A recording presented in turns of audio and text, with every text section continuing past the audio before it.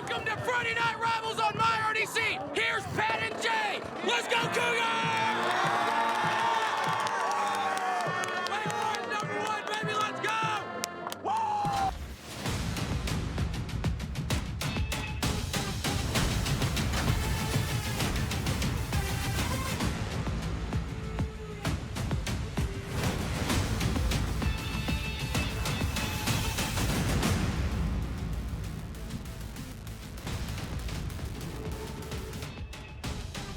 CBS Friday Night Rivals presented by Campbell University.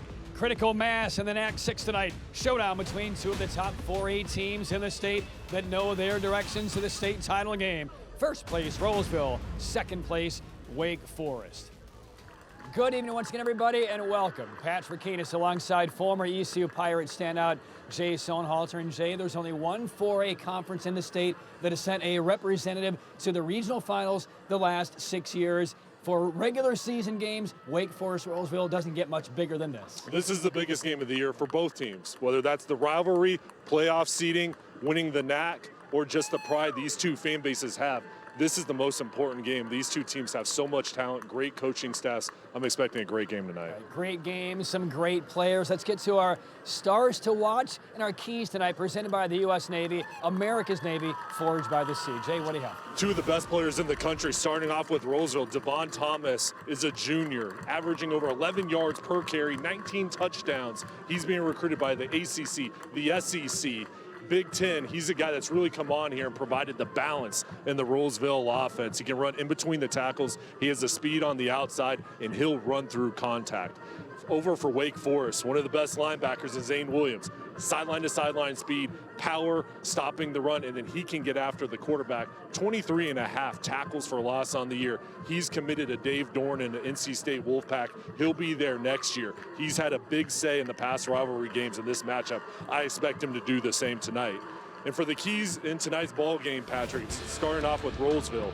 5 quarters. It's the preparation is the first quarter, then 4 quarters tonight. They want to play good all throughout this ball game, and then stopping the run. They want to stop the run for the Cougars. Over for Wake Forest, solid defense. They want to play disciplined defense, make sure they keep everything in front of them, and then when there's opportunities tonight, they're going to take advantage of those. All right, those are the keys. Well, not too long ago, these two schools were married together, Wake Forest, Rolesville. It's already been 10 years. The fans, the administrators, the players know each other so well. More on the recent history of the last decade between Wake Forest and Rolesville. Third member of our broadcast crew, Faith Kane. Faith? It's been a decade since both these teams wore the same name across their chests. Now these two teams separated back in 2013, now divided by just 8 miles, creating one of the biggest high school football rivalries here in the area. Wake Forest has been a top competitor for quite some time. They have 3 state championships under head coach Lucas, but Rolesville really starting to get it together. They are 2-2 against Wake Forest, and 2 of those games going into overtime. So you know it's about to be a dogfight. There are thousands of fans here tonight. It's looking like a college game, so you want to stick around. We got kickoff right after the break for CBS Friday Night Rivals, presented by Campbell University.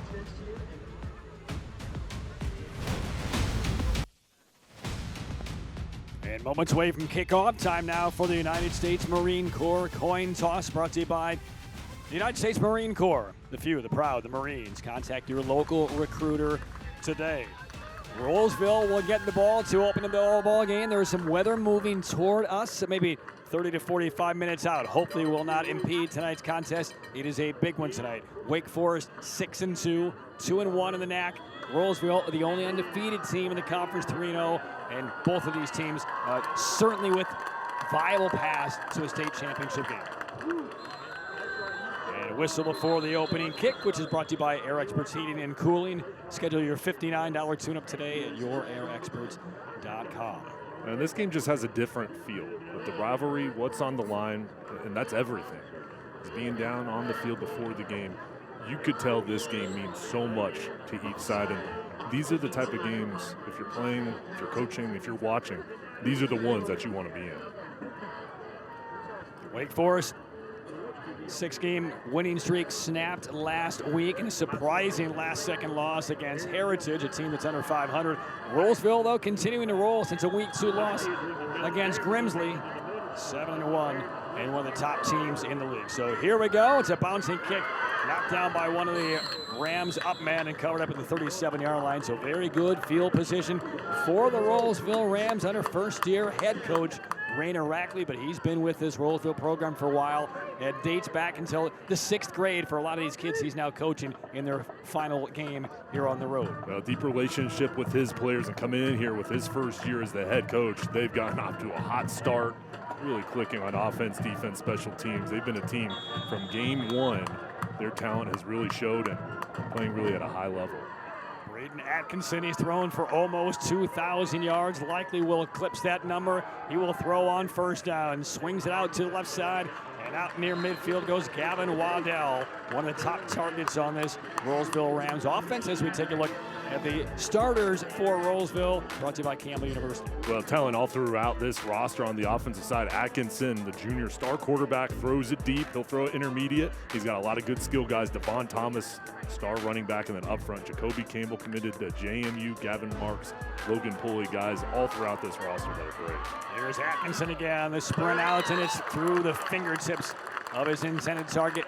That would have been good for about 12 or 13 yards. The coverage there by Jacob Johnson. 5 times this year, the offense for the Rams has scored 50+. That's the task tonight for the Wake Forest defense. Well, talent on all 3 levels. This defense is sturdy, they're strong, they're aggressive, and they're up front. That front 3, they are so physical. The linebacking core, fast and athletic. In the back end, there's a lot of speed. They're ball hawks. Item brought to you by Campbell University. Go beyond the unexpected. First touch for Devon Thomas. And he's been a huge weapon, and he's become much more of the focal back this season after an early season injury that has ended the year for Isaiah Jones, the NC State commit. The challenge for Wake Forest is trying to take away that run game, making Rolesville one-dimensional. Thomas, over 11 yards per carry on the year. He has good hands as well. He's a guy who's really good in the running game as well as the passing game. Third down conversions will be critical tonight. The first one we see here for the Rams. They need 4. Atkinson, the straight up give. Thomas will be stopped a couple of yards short. Obviously right in the mix. That's Jackson Briley. Briley, 8.5 tackles for loss on the year. Watch 55. Just get through there, get underneath the block. He is so physical. He's been one of the best on the defensive line, and what a big play to force 4th down. So the Rams on the opening drive, a minute in, facing the 4th down, they will go. Need just inside the 40-yard line of Wake Forest. And is this a decoy or is this a legit shot? Play clock down to 10. Now the clock is stopped. An early decision here for Rainer Rackley, first-year head coach for the Rams. Timeout as we get underway in one of the biggest games in the state. 4th down, facing the Rams when we come back.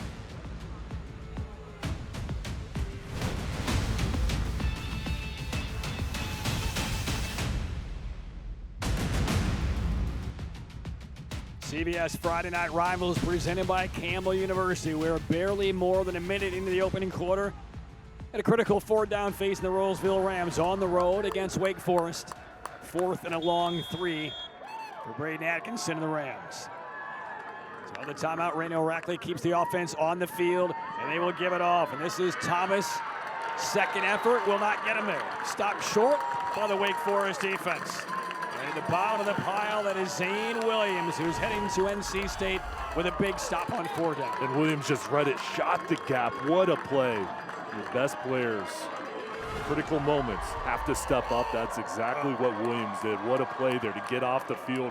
Outstanding job by the defense on the first drive. Big already night for Williams on senior night. Last time he'll play a regular season game on this field. And the ball turned over to the Cougars on downs. And just like the Rams, they will have very good starting field position. For Kayvon Simmons, their quarterback. He is a dual threat. Thrown for over 1,000, rushed for almost 600. And nothing on the first down carry for senior Rico Alston, who's one of their featured running backs. And Alston coming there on the running play. We'll see him lined up out in the slot as well, different spots in the formation. He's one of their best players because of his versatility they're going to give him a lot of carries tonight. All right, Jay, let's talk about the strength of the Wake Forest offense. We know what offense they like. They're on. How does it look this year? Well, Kayvon Simmons has been great this season, and his ability to use his legs and his arm has really opened up the playbook, and you know they're always physical along the line of scrimmage. RPO, the pull back by Simmons. He yanked it right out of the chest, which is how the play is designed to go. It almost looked like his back. Rico also wasn't going to let go. And a good yardage there brings up 3rd and short as we take a look at the Wake Forest starters. So Mekhi Carr's had a huge year, and Franklin Barrett Jr., a Division I recruit, and talk about the offensive line. They are physical, they're athletic, and they can get up to the 2nd level. Campbell University go beyond the unexpected. 3rd and short on the first offensive drive of the night for Wake Forest. This time he will give it to Alston. And 1st down yardage, pushed back. And forward progress will take this one into Rams territory. Ralston right there churning his legs, falling forward to move the chains. He's being recruited by Navy and Columbia. Good job there, getting the tough yards. Rolesville defense presented by Campbell University go beyond the unexpected. A lot of talent on this side of the ball for Rolesville. Russell Sykes, Division I recruit, very athletic linebackers in the back end. They're going to play 5 guys with the Rover, the group that really does a good job as far as their coverage, disguising it, and then coming up in passing lanes. Now one of the officials making sure that everybody remains on that sideline. A sideline warning issued to Reggie Lucas's Wake Forest Cougars. Our referee tonight is Mark Phillips. He's the referee of one of the 2017 state title games. He's been a referee in North Carolina and Pennsylvania for over a couple of decades. And a quick conversation on that sideline for Wake Forest. All right, Jay, so we talked in the open about the importance of the game, the significance of these two programs, the brotherhood of Wake Forest and Rolesville. They used to be funneled into the same school a decade ago. What does this rivalry mean for high school football in the state of North Carolina? Well, for the state of North Carolina, this is one of the best. And for these players, I mean, it's fierce because they grew up playing with these guys and going to different high schools. You know, these are guys that you're friends with, guys that you want to beat, and there's a lot on the line as far as standings and what this means to the playoffs, but it's just the pride as well. I mean, these are the games that matter the most. Jay, I think what we have is our first weather delay of the evening. Guessing lightning must be within that, 8-mile radius. So our referee, Mark Phillips, went over the sideline, and evidently that he was notified. Here was the weather delay policy: an immediate suspension of the game when lightning is seen or thunder is heard, and play will not resume for at least 30 minutes from right now after the last lightning strike or thunderclap, as you see. And it's not yet doing anything here, but there is some weather moving in west to east, and it was about 35 minutes away when we came on the air. So if that remains the case, Jay, and if the weather cell holds up, this could be a fairly lengthy delay, and we're only less than 3 minutes into the opening quarter. And for the players, they want to play. This is tough for them right now to have to wait, and hopefully this will be a quick turnaround as quick as possible, and the weather will get out of this area. But for these players, they're going to have to stay mentally focused during this break and come back ready to play. After nearly a 2-hour delay, we are back. CBS Friday Night Rivals presented by Campbell University. Returning to now dry Wake Forest, North Carolina. Lightning, rain, thunder caused some delays, and we are now, Jay, ready to resume between the big NAC 6 matchup, Wake Forest and Rolesville. Well, it's gone, and good for these players to get back out here and compete. And in a couple hours here, they had to wait, but now get it started here, and 9:06 left in the first quarter. And most of the fans have cleared out. Some family members are still here. And where we left you about an hour and 50 minutes ago, 9:06 left in the opening quarter. We had the opening possession by Rolesville denied on a 4th down defensive stop by Wake Forest. And now it's the Cougars on offense, facing a 1st and 10 as the clock begins under 9 minutes to play. And on the first play from scrimmage, there goes Wake Forest. Kayvon Simmons on a keeper. 47 yards out. Welcome back. 6-0 Wake Forest. And what an excellent season for Simmons. And coming out here, which team is going to be the aggressor? It's the first big play, and it's Wake Forest. Simmons zone read right up the middle. He's been a game changer with his throwing ability and running ability. It's so tough for defenses to defend them. Offensive line doing a nice job clearing a gap up the middle. 13th rushing touchdown for Kayvon Simmons this year. He's throwing for 13 more. Well, that didn't take long. 15 seconds off the clock, 47-yard touchdown run by Simmons. And it is 7-0 Cougars.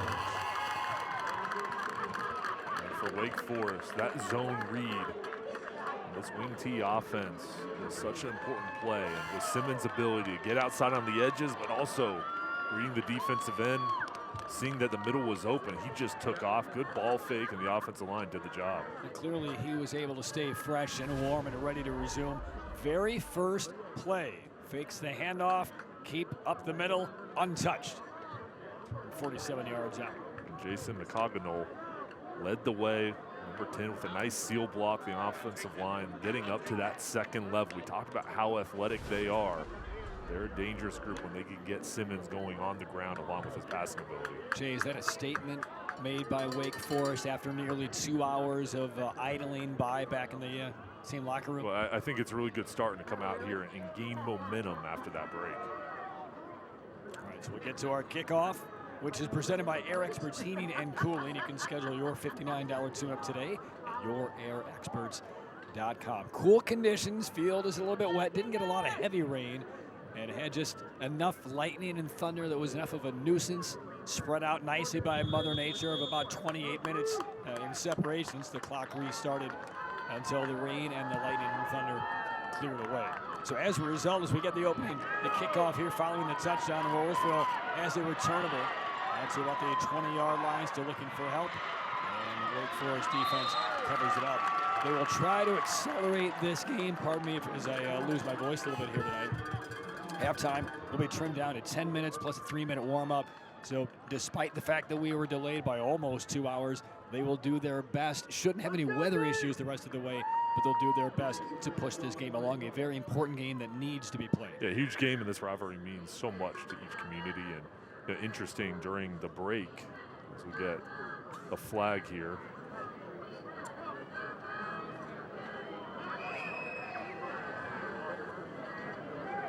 Personal foul charge against Wake Forest. During the break, I was left the press box and went around both teams and just saw the focus. Each side, they know what this game means, and during the break, they were kind of getting relaxed and just waiting for the weather to clear, but they knew they had to come back out here. So with the kickoff return plus the 15, this drive begins almost at midfield here for Rolesville. Ready to throw, Atkinson, he wants it all, back on one throw, has a man, and the game is almost tied. That'll be 52 yards. There's the response by the Rolesville Rams. Gavin Waddell. Well, we waited 2 hours for this. I'm glad the weather cleared, because now we can see the fireworks. Both teams having a shot, and Waddell, only a sophomore. That deep top end speed, 6 feet tall, 2 catches already tonight, 39th on the year. Now going for 2, and they convert. In the right corner of the end zone, Adrian Silver, the recipient. So Rolesville doesn't settle for the tie. They take a 1-point lead. We played 2 minutes and 54 seconds, waited almost 2 hours, 2 plays from scrimmage, 2 touchdowns, 8-7 Rams.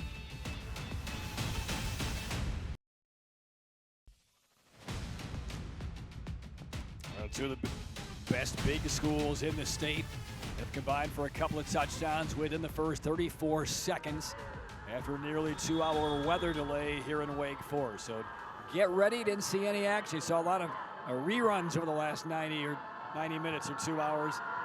Now live football, big numbers on the way. Kickoff goes out of bounds. 8-7 the lead for the Rams.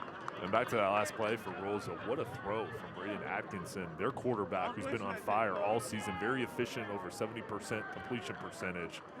That was Waddell's 13th touchdown on the year. Protection up front, clean pocket. Atkinson with that strong arm perfectly into the arms of Waddell, and those two, they've struck it big this year. And for Waddell, he's their deep guy. He's the guy that can take the top off the defense. Penalty on the kickoff. So went into the Wake Forest bench here, but we have been really treated by some outstanding skill players at the sophomore level here in the Triangle over the last couple of weeks. I mean, look at Atkinson's numbers now. He's thrown for almost 2,000 yards, 29 touchdowns, only 2 interceptions all year. And he's got another year left under Rainier Rackley for Rolesville. Now, there's evidently a penalty on the kickoff, and now the kicker actually picks up the ball and said, hey, they didn't mark off the penalty. They move it back now to the 35-yard line. It's an 8-7 lead for the Rams.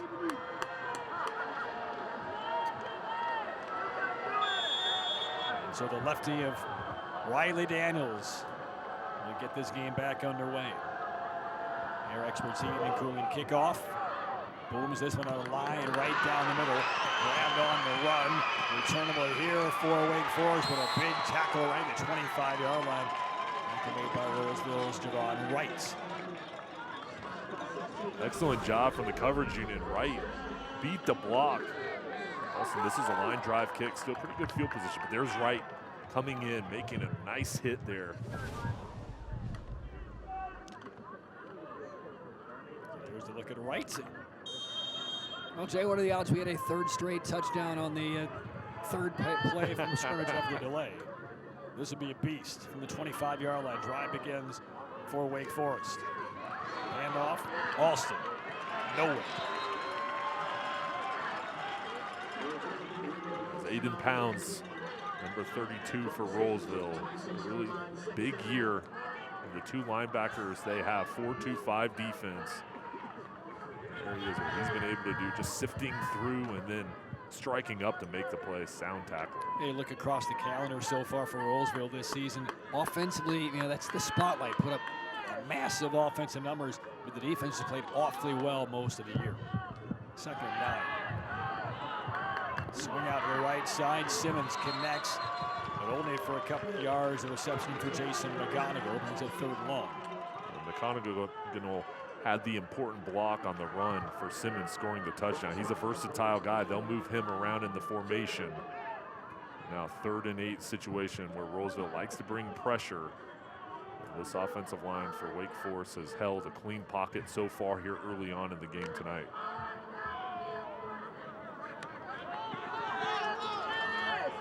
Alston to the right of Simmons, the backfield, 3rd and 8.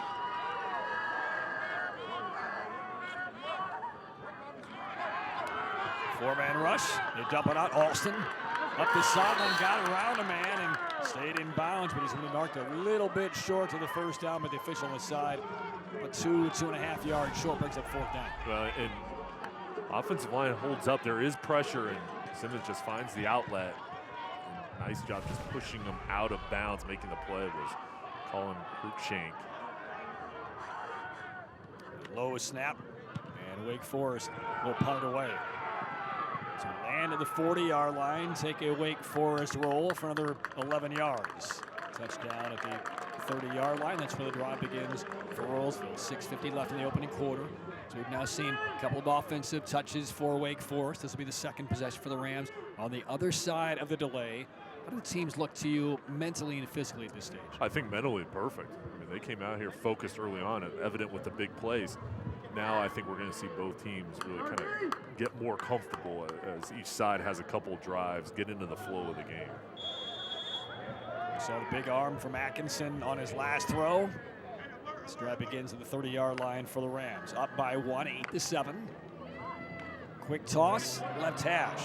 Grabbed by Alford. And up the sideline, kind of hemmed in by Jacob Johnson. And that'll be enough for a 1st down. This is a deep wide receiving group for the Rams. Alford, 46 catches now on the year. They'll move him in the slot and to the outside, but he's a dynamic wide receiver. Performance Chrysler Dodge Jeep Ram 1st down. Handoff, sneaking through out across midfield. And that's a good chunk of 7 or 8 on 1st down for Rolesville. And it's Devon Thomas. And he is a real treat, averaging 11 yards a carry. Thomas just a junior, 19 touchdowns on the ground. And we talked with Rainier Rackley before the game about his outstanding ability, and the phones are ringing now as far as Thomas's collegiate future. He's a special back, and the key for the Wake Forest defense is you can't let him get to the second level. You can't let him get going downhill. Alford, the recipient of that one, looked like it took a palm in the face mask. And there is a late flag that comes in right at the 40-yard line. That's what it looked like. It wasn't a punch, but it was kind of like an open-faced hand against the grill, lightly grazed, but still the intent was there, and the officials will gather, and this might be 15 on top of the reception. Take the flag up.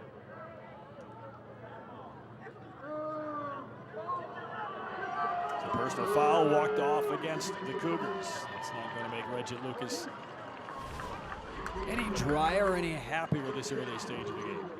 Take a look right at the end. Right hand got high from Wake Forest is Elijah Matlock, number 2. That moves the football down to the 25-yard line. First down again for Rolesville, up 1. Atkinson fakes the handoff, a little quick slant on the reception inside the 10-yard line, and that's Alford again for the 3rd time in this opening quarter. Well, if that ball fake, it opens up the passing lanes. We'll see zone read, the handoff, the ball fake, and then Atkinson throws a perfect ball. So accurate, strong arm. Nice job picking up another first down, moving the ball down the field. Yeah, Rams now inside the Drive Shack green zone. Drive Shack at driving range is only half of the story. First and goal from the 8. A lot of time again. Atkinson moves to the right. A bullet to the back corner of the end zone. It is incomplete. A lot of hands on that one for Waddell. Got the big touchdown pass earlier in this quarter. There's a very small window to thread this ball through, but boy, Atkinson trusts his arm. Oh, he does. I mean, look at him here on the run, throwing that ball. Look at the speed, the velocity on that. And how about the secondary coverage here from Wake Forest? Outstanding job making it really difficult, small window to throw it, but they did it staying tight in coverage. There were 4 players, 2 receivers, and 2 members of the defensive secondary within about 8 square feet of each other. And that still got in the hands. Timeout by the Rams. Ahead of a 2nd and goal situation. 5:06 to play in the opening quarter. 8-7 and Rolesville with a 1-point lead and driving again. Yeah, and right now the balance for Rolesville, you can see how this offense really is at its best when they mix in the run and the pass. That zone read is dangerous, and it's a weapon for them. And for Wake Forest here, they're so good in the red zone, forcing teams into field goal situations. They've got to get pressure on Atkinson, and really with that front 3, which is one of the strengths of their team, they've got to get that penetration, allow the linebackers to fill the gaps. So Reggie Lucas gathering his defense on the Wake Forest sideline. How concerning is it early in this game? I know we're now 7 minutes into the opening quarter. Despite that long delay, the Wake Forest right now is being picked apart defensively through the air by Atkinson. Well, on the first drive, they got off the field before the weather delay, so they feel positive about that. But here, the big play with the touchdown over the top, and then ever since that stretched out the defense, this drive they've been able to mix in underneath routes as well as the running game. I just think for them, they've got to take away that run. They've got to try to stop them and force the Rolesville Rams into passing situations. You can't let them have a 2-way go with the run and the pass. And if you really thought that the weather that rolled through here that forced a delay was going to maybe change the tactics and turn this into more of a running game between Wake Forest and Rolesville, that's not the case. 2nd and goal from the 8 for the Rams, leading by 1. Showing pressure, the Cougars, here they come. Atkinson picks it up, quick slant, touchdown. Alford from 8 yards out. Perfect throw right into the chest with a defender on his hip. It's 14-7 Rolesville. The 13th touchdown on the year for Alford. Nice job on the slant route, getting inside of the coverage. Perfect timing with him and Atkinson. Another strike. And again, we will see the Rams go for 2. They can make this a 2-possession game if they convert. Pressure picked up, lobbed left side, chasing, Alford dives and brings it in. The pressure came from the backside. Atkinson has lofted it to the left back pylon and trusted that Alford's speed would give him a chance to get underneath it. He cradles it in. Here on the touchdown pass. Look at the timing, the feet of Atkinson. Another nice throw on the slant. And Wake Forest brings the pressure, and it doesn't phase Atkinson. Staying strong in the pocket. He has trust that his wide receivers can get open, and here's the misdirection. Flowing over towards the right, and then the throwback. Beautiful catch from Alford. I love the reaction there by Austin Gilmore, number 41 for Wake Forest. Hands up on top of that blue Wake Forest helmet saying, oh man, I can't believe this. So now Wake Forest down by 9 as a result of 2 touchdowns by Rolesville and 2 two-point conversions. And that might change the way the Wake Forest plays as well. You can't trade 7 for 8. Each team coming out hot after the break. Usually you see teams kind of takes them a while to get into a flow. These teams are ready to go and focused on the opening snap here after the delay. Andrews boots it away. And the coverage there, big stick by Rolesville. It's Javon Wright, number 13 again. Takes care of Franklin Barrett. Right now coming off the field, he's the starting rover. You're right, he's a key special teams performer with that second tackle. He's the first one down the field, and he doesn't leave. Let's go downstairs to Faith. Talking about Rolesville and their energy on the other side of the weather break. What do you know, Faith? Well, immediately when Rolesville came out of the locker room for this half after the break, they had so much energy. They were chanting, cheering, jumping up and down. Now fans, they've started kind of weeding out a little bit, but you can tell that they are hyped and they are in this game. Yeah, if you thought that Rolesville maybe was possibly coming out flat after the big burst on the long touchdown run by Simmons on the first play after the delay, they're not flat at all. They got the football back. They converted on the touchdown the very next play and got the stop, scored again. And playing well on special teams. The defense slowing down Simmons and the Cougars. Well, always impressed with teams' responses. And Wake Forest, first play, they scored the touchdown. And then Rolesville coming back here with 2 touchdowns themselves. Simmons, pump fake, can't escape, down he goes. Sacked by the Rams. That's Jonathan Hinnett, number 3. Collaborating on that sack, 3rd and long.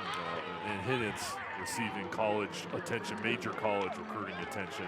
Schools are after him. Look at his D-line here. Just the pressure, the penetration. That was Hinnett along with Jaden Fry, another guy that's getting a lot of buzz. 6'4", 212 Fry, and Hinnett, another big, tall, lean athlete. This is a good group of defensive ends. The whole defensive line is very athletic. Fry 3 sacks this year, 3rd down and 10 on a loss of 2.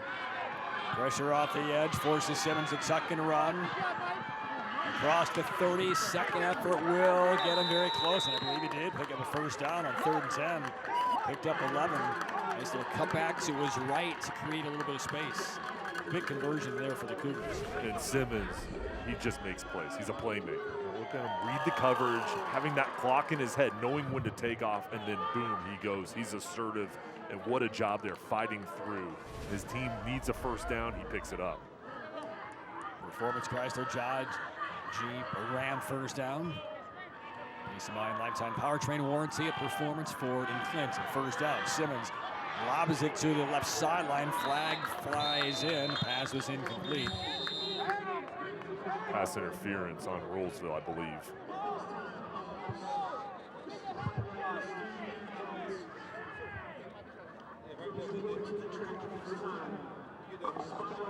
Mark Phillips, referee, ready to make the call.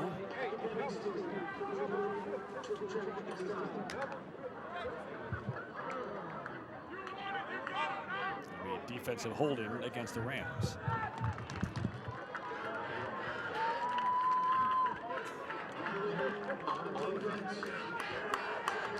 That will lead to another 1st down here for Wake Forest, trailing 16-7. 3 minutes remaining in the opening quarter.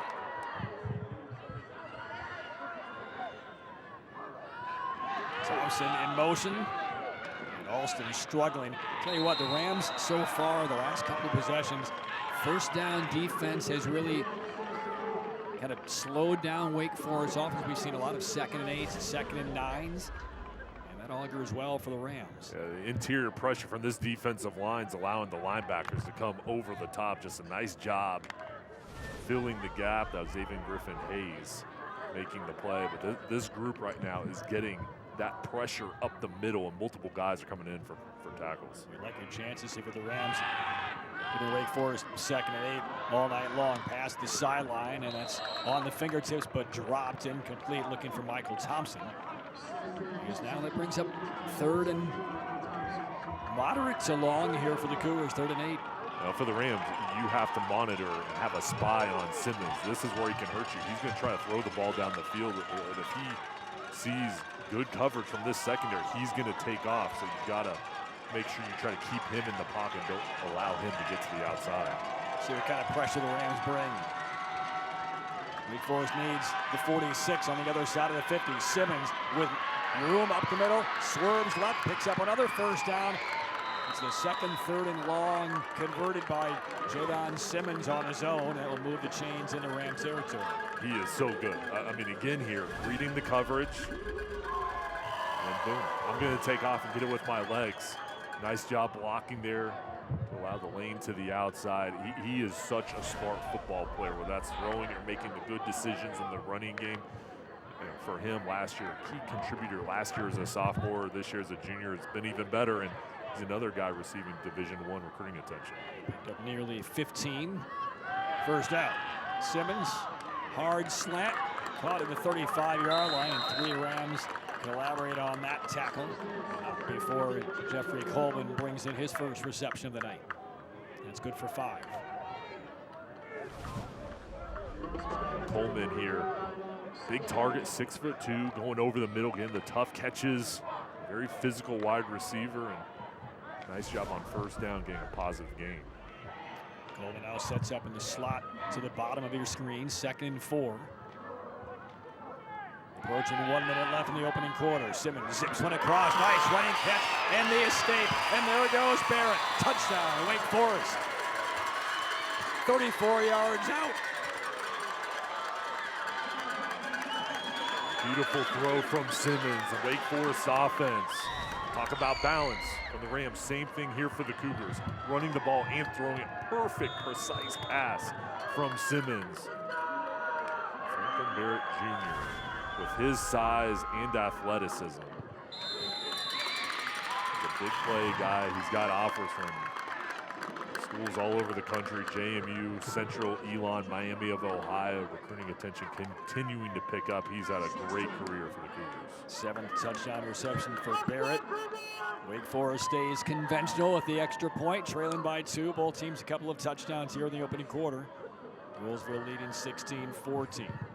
We knew this game was going to be competitive. Each side is going to have their opportunities, and they're going to make plays. It's all about the responses. And how do you handle adversity? Wake Forest get the initial touchdown, then all of a sudden Rolesville puts 2 touchdowns, two-point conversions on the board, and then a nice drive mixing in the run and the pass with balance from the Cougars getting in the end zone. There's Evan Helfert, kicker for Wake Forest. 16-14 the Rams lead. A little more than a minute left in this opening quarter. Again, this is senior night for the Cougars. They will have a truncated halftime, not as long as what we would have had without the rain delay. Their experts heating and cooling kickoff. Deep down the middle. And fielded nearly with a knee down, but here come the Rams. Up that left side, Rolesville with Darion Newborn. Fine return for the Rams. So he was precariously close to having that right knee on the grass as he brought in that kickoff. Must have been just up off the blades. That was close. Yeah. We'll see on the return here, following the blocks, how close does he get? I mean, that left knee was almost on the grass. Yeah. As it turns out, the return of about 40. Oh, yeah. 6-7 inches maybe. Pressure coming. Oh, picked up beautifully. Now unloading deep. Turning around and chasing Silver. Gets to it near the goal line. Slides into the end zone. Marked down at the 3. Another huge pickup for the Rams. 1st and goal. And look at that pickup from Devon Thomas, giving more time for Atkinson. This is an NFL throw. I mean, arm strength, accuracy, right into the lap of Silver. What a huge play. 57 yards on 1st down. I tell you what, Devon Thomas he allowed that play to occur, picked up the pressure with a massive block that gave Atkinson the opportunity to make the throw. And here is Thomas trying to drive it in. Body still driving forward, no whistles. And now the arms go up, touchdown Rolesville. So Devon Thomas just never stopped the motor from 3 yards out. And a third straight post-delay touchdown by Rolesville. And here they just loaded up, bringing in extra offensive linemen, 2 tight end set. He's playing power football. There's Thomas staying low, keeping his legs moving with that forward lean, and gets enough to get in the end zone. Now Rolesville leading by 8. Riley Daniels is on to attempt what will be the first extra point of this game for Rolesville. High snap, good job by the holder to get it down. And the kick is driven through. So that maintains the 9-point lead. I like that tactically. You're up by 8 after the score. If you go for 2 and miss it, it's a 1-possession game. Go with the extra point where your kicker is about 95% over the course of the year. And keep it a spread of 2 scores. 23-14 the Rolesville lead, 22 seconds left in the opening quarter. And we've seen a lot here in this first quarter. we got 3 minutes played, then a long delay, and then come back out here. Each offense with big explosive plays. How about these quarterbacks? Simmons and Atkinson, they're on fire. All right, let's go downstairs to Faith, who has more on the first-year head coach for the Rams. Well, we've seen it with Roseville. They've really started to step up as in these last few years. And Coach Rackley, this is his first year at the helm. And he says the biggest thing for this team is they want to work on the little things. And you're seeing exactly that out there on the field. He said talent comes naturally. Playing football is the easy part. But it's making sure that we do the little things right, showing up on time, showing that energy. And that's exactly what we're seeing. Performance, Chrysler, Dodge, Jeep, Ram. The kickoff return out to about the 28-yard line. That's where the drive will begin for Wake Forest. 23-14 the lead for the Rams. First quarter, 37 combined points. For Wake Forest here on the offensive end, I think you just go back. We've seen them spread the field and let Simmons throw the ball, and if pressure comes, get outside and run. What he can do with his arm and his legs, it puts the defense in such a bind. But I think we're going to continue to see them really open things up and let him make that decision. This game may be won by the defense that can get the most stops, right? And the most stops might be less than 5. Only seen 1 punt, no turnovers. Otherwise, incessant offensive action. Another ball deep down the right sideline. Second time we've seen some miscommunication there from Wake Forest. It's incomplete with 11 seconds left, first quarter.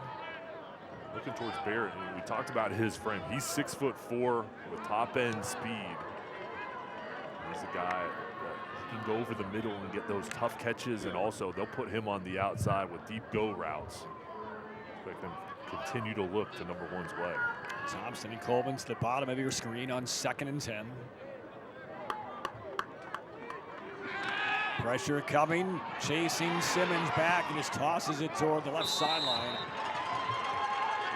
Blitz came from the Rams a little bit, almost on a delay from the strong side, and Simmons had the recourse to throw that one away. 3rd down. Well, a smart decision right there. Jaden Fry coming, bringing the heat, and Simmons, very wise, just backpedaling there to give himself more time. Not make a dangerous throw over the middle, just get it to the outside and live here for 3rd down. And Jamie said it again, 1st down defense got the job done for the Rams. Now it's 3rd and 10. So a couple of long 3rd down conversions by Wake Forest earlier in this quarter, and that's when Simmons kept the ball in his own hands. Deep in his own territory here. 4 receivers run routes. Simmons will throw this time. Left sideline, sliding attempt, and it's going to be a completion. And it's enough for a 1st down. Barrett got underneath it. Right in front of the Ram sideline. They thought that ball might have skidded in. But ruled a completion. It's a 1st down. A perfect throw here. Wake Forest on fire on 3rd down. Throwing it low and away to Barrett. The focus going down for it. Getting his hands underneath there to make the play. What a critical pickup. And That will lead to a first down. Will also lead to the end of the opening quarter. Broadcast began at 7 o'clock. 2.5 hours later, we're through the first quarter thanks to a nearly 2-hour weather delay. But an exciting one tonight, 23-14 Rolesville after one.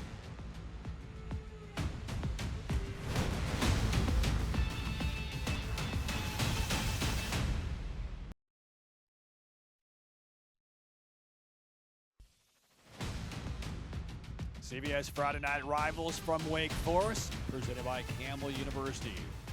One long weather-impacted quarter in the books. Rolesville leading 23-14. Patrick Keenis, Jay Sonhalter, Faith Kane down on the sidelines. Weather is nice now, a little cool. Turf slightly wet, but it has not slowed down the offense through that first quarter. I think we saw almost 230 yards through the air combined between these two teams. The offense is just exploding. They've looked really good. Now, which defense can step up and make a big play? Which one can get a turnover for Wake Forest? So I love how they're moving the ball down the field with their bounce, running the ball, and then Simmons using his arms and his legs. Another very important third down conversion, this time through the air from Kayvon Simmons. Brings up 1st and 10 from the 42-yard line for the Cougars. Down by 9. Simmons, room to roam up the middle, across midfield, slides feet first. They'll mark him at what appears to be a couple of inches short of a first down, but a very nice first down carry by Simmons as we take a look at the U.S. Army game summary through one quarter. Well, the offense is having a day so far. I mean, the quarterback's throwing it, the running back's doing their job in the running game here. And what a play there. You know, we'll see here again. We talk about which defense can step up, which side can slow down the opposing offense. These quarterbacks have been very accurate in a pressure ball game, a huge rivalry game. They're coming out and playing their best ball. 337 total yards in the opening quarter. Deep ball. This is going to be overthrown. Looking for Michael Thompson on first down. Officials did give Kayvon Simmons enough on that previous play to pick up a first down. And we're talking about these quarterbacks being really good so far. Well, it starts up front. I've been impressed with each side's offensive line. And we talked about the big block by Devon Thomas on the pass protection. On the previous play when Simmons had the huge run, Rico Alston had a similar one where the blitzing linebacker came up. He just knocked him out to the side that opened up the lane. So these guys are being very physical up front. 3 receivers to the right. Alston in the backfield. Simmons will throw again. Heat coming through the middle. Marker is down to the right sideline and coming back to make the reception near the 40-yard line, but out of bounds, incomplete. Once again, looking for Michael Thompson. Penalty marker was thrown on the pursuits of Kayvon Simmons. It's going to be a hold on Wake Forest.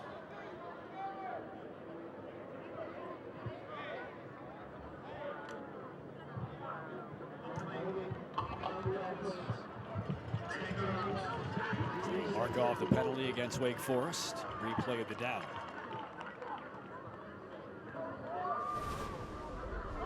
Let's see right up the middle, the protection. Jaden Fry gets held. Number 91 shooting the gap.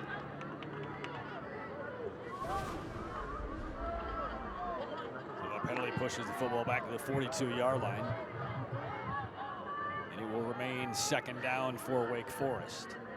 Trailing by 9, as expected, reliant on the legs and the arm of Kayvon Simmons. This time, it's the legs on display. Stiff arms out to midfield. Tackled near the sideline by Javon Wright of the Rams. 3rd down and about 11 to go here for the Cougars. Now Simmons just has the burst on the outside. There's his zone read, the fake, and then once he gets out on the edge, this is where he's so tough to bring down. Then the power with the stiff arm to get a couple extra yards.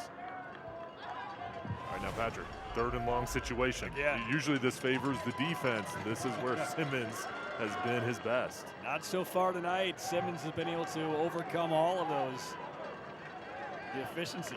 3rd and 8, 3rd and 9, 3rd and 11. This one is 3rd and 12. Well, and usually you want a pass rush here. In this case, though, you may want them to hold off a little bit and just kind of keep him in the pocket. The rush 4. The handoff, though, goes to Alston. Trying to catch the Rams a little bit by surprise. Maybe 4-down territory anyway. Alston picks up about 5. And the offense for the Cougars will stay on the field. For a moment now, they will run to the sideline. Looks like the punt team is coming out. Elfridge is on the field, the punter for Wake Forest. Simmons, the up man here. Possible fake. Snap goes all the way through, and they will punt it away. It's a big win defensively here for the Rolesville Rams. Ball is touched right around the 13-yard line. 9:42 left in the first half. Rolesville football leading by 9. Surprised at the decision? No, I like the decision from Reggie Lucas there. On third down, they tried to get the run in there. They did get positive yards, but smart there to try to flip the field position, get your punting team out on the field, and now Rolesville, even though they've been explosive, you pin them back inside the 15-yard line. A reminder, we're streaming Friday Night Rivals on our Facebook Live at MyRDC TV, brought to you by CBS. Shop new lower prices every day. A lot of fans cleared out after the almost 2-hour weather delay, so we welcome them on our CBS Facebook Live, where they're watching Friday Night Rivals. Big hole through the middle on first down, and there goes Devon Thomas. Devon Thomas is going to take this one 85 yards, and another gashing offensive play by the Rams. They lead Wake Forest by 15.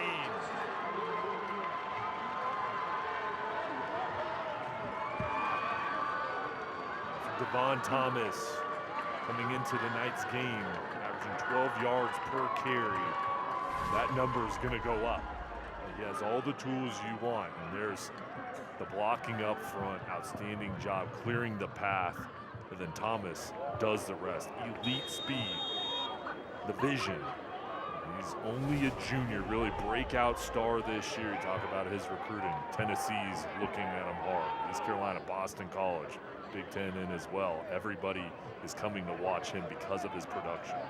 Second touchdown carry of the night for Thomas, catching his breath on the sideline. Daniels on and left foots the extra point through. The Rolesville offense rolling tonight. They've scored 50 plus 5 times. They scored 63 last week on Nightdale. This is a different class taking on Wake Forest on the road on senior night. They have 30 early stages, second quarter on the road, and the lead is 16.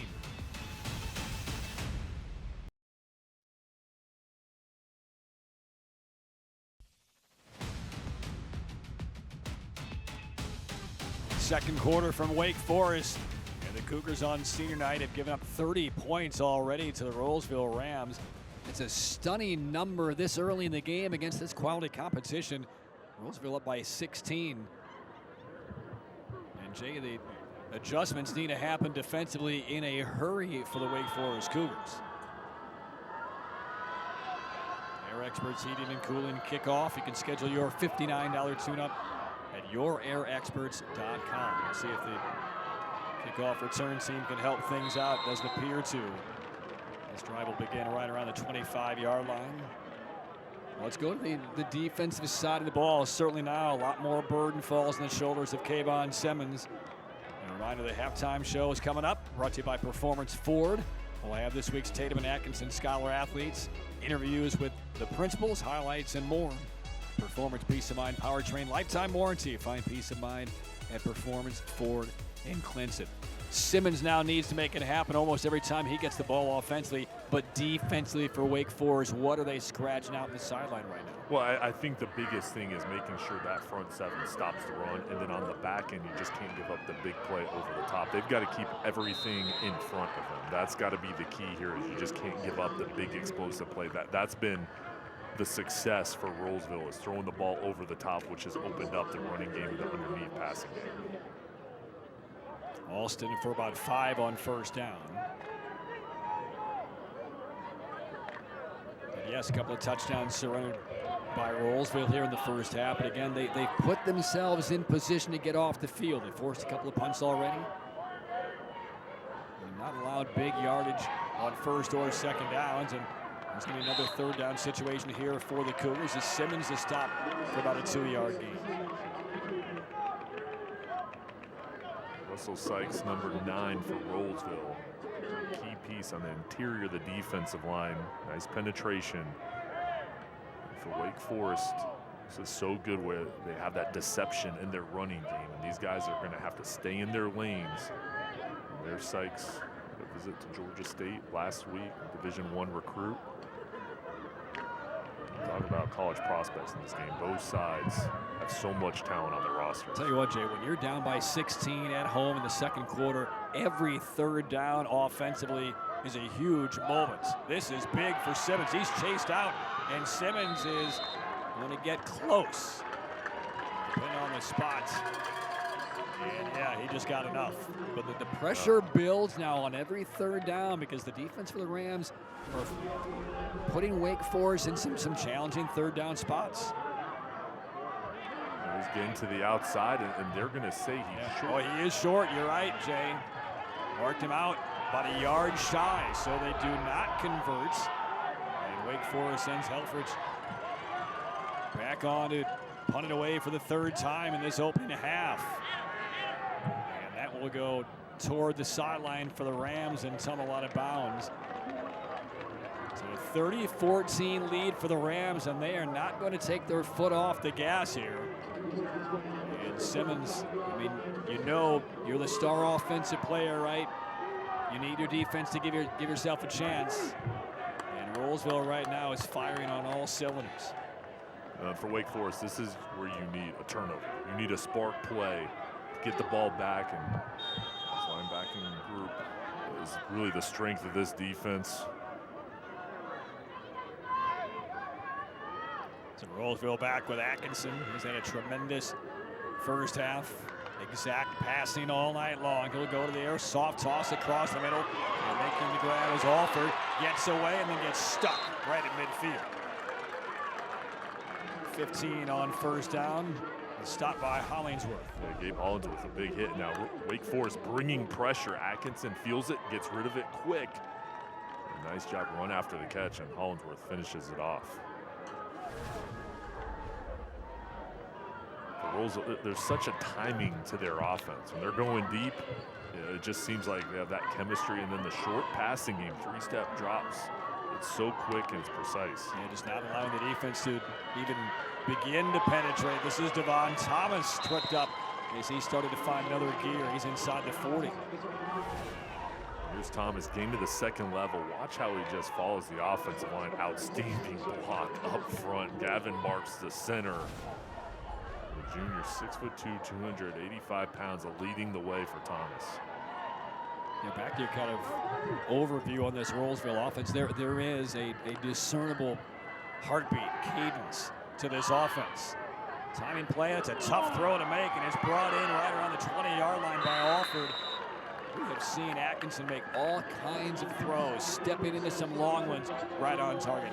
Finesse passing to the corner of the end zone. This one here against the green, falling back off of his front foot. I mean, that is an NFL throw there. I mean, it really is. When you're going towards your right, throwing it across the field with the arm strength as well as the touch, throwing it over the linebacker's arm, placing it right to your wide receiver.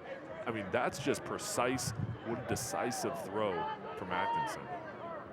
Atkinson, just a junior, completing passes this year almost 75%. This is Thomas on first down. He'll get it inside the green zone and pick up about 5 or 6.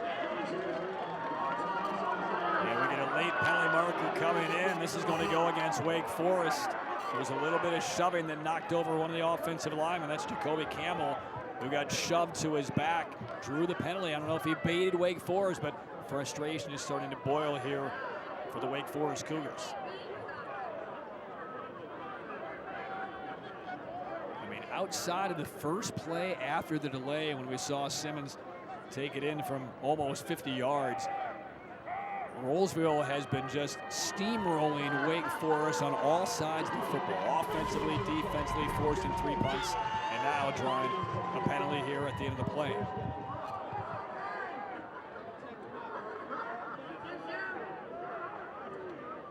So they will mark off the penalty, and there's the last shove from Gabe Hollingsworth, number 5 for Wake Forest. And the football is now spotted inside the 10, and it's first and goal. A lot of options here for Atkinson. 3 receivers to the right. He'll swing it out. A little toss into the hands of Jonathan Dunn. And Dunn inside the 5, motoring even further ahead. Let's go downstairs to Faith. The frustration very much coming from Wake Forest, and Coach Lucas was just yelling at his players there just a little bit ago, and he was saying, you see them taunt you now. They're in your head, and that's exactly what's happening. You can see these players kind of putting their heads down, not exactly what you want to see out of your team in a big game like this. They are not used to this, not in this conference, not on this field. Remember, they had a 45-game winning streak, Wake Forest did. Won 3 consecutive state championships. Reggie Lucas, 176-29 in his 15 years as the head coach. And they're not used to seeing this. And Devon Thomas runs it in again from 6 yards out. 5 minutes left in the opening half. And Rolesville has a 22-point lead on Wake Forest. Thomas again getting the ball here in the red zone where he's so good. The offensive line had on a hat up front, getting the push. And once Thomas gets going, he's so difficult to bring down. And we talked about the run and the pass. They're really doing a nice job mixing it in, keeping the defense on their heels. I mean, Jay, there's no resistance defensively by Wake Forest. They have no answers right now for Rolesville. 37-14. Rolesville is stomping on Wake Forest here in this opening half. 3 touchdown runs in the opening half by Thomas. 37-14 Rams.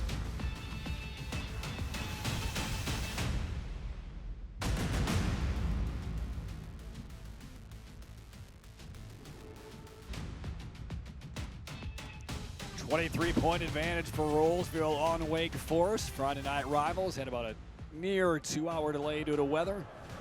A little more than midway through the second quarter here in Wake Forest. This is a stunning result so far as we get ready for another Air Experts Heating and Cooling kickoff.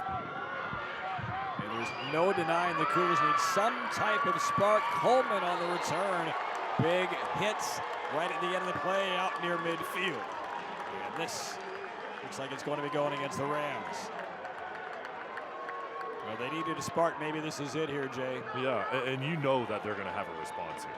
After Rolesville's had some impressive scoring drives, Wake Forest is going to come back, make a play. Nice job on special teams. Plus the flag here, they're going to have excellent field position to start off the drive.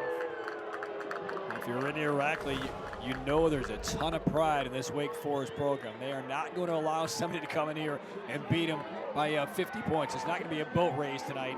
And you don't want to make any silly mistakes when you have this game right now somewhat under control. And as Faith reported, inside the mind of these Cougar players. That can change in an instant.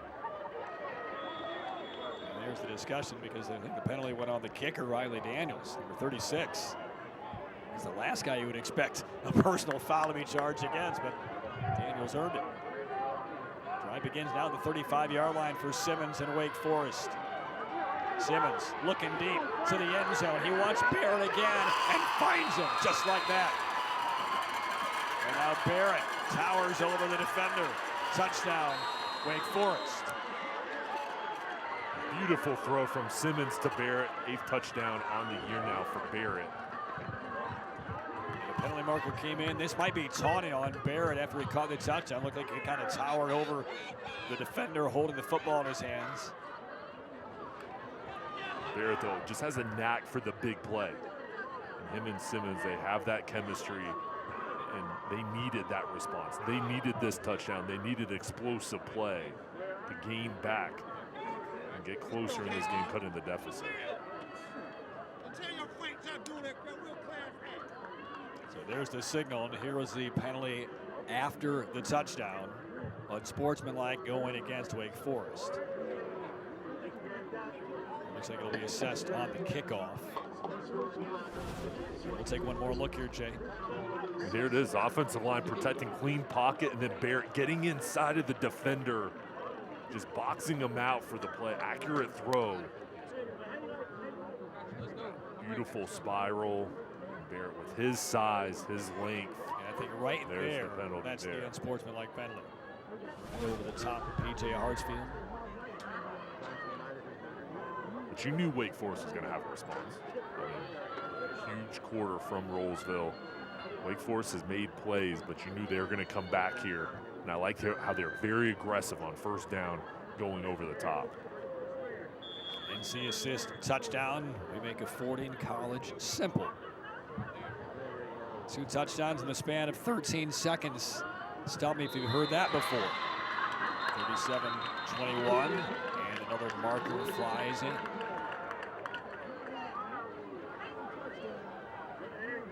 appears that it might be offsides on Rolesville. And if that's the case, maybe you take the point off the board and go for 2. It is offsides on the Rams. Let's see if that changes the decision here for Reggie Lucas. The extra point would get you back to within 16.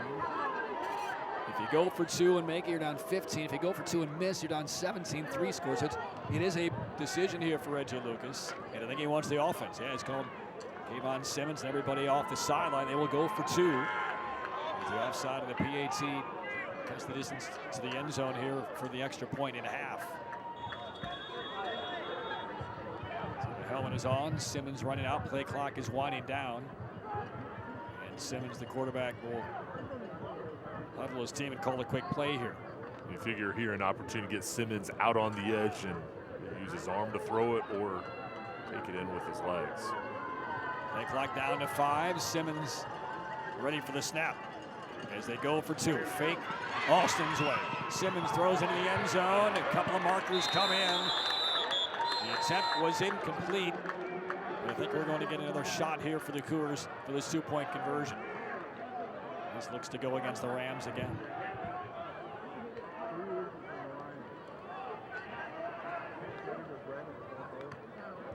Pass interference against Rolesville.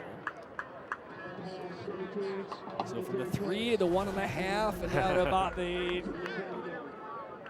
9 or 10 inch line. There it is over on the right side of the screen.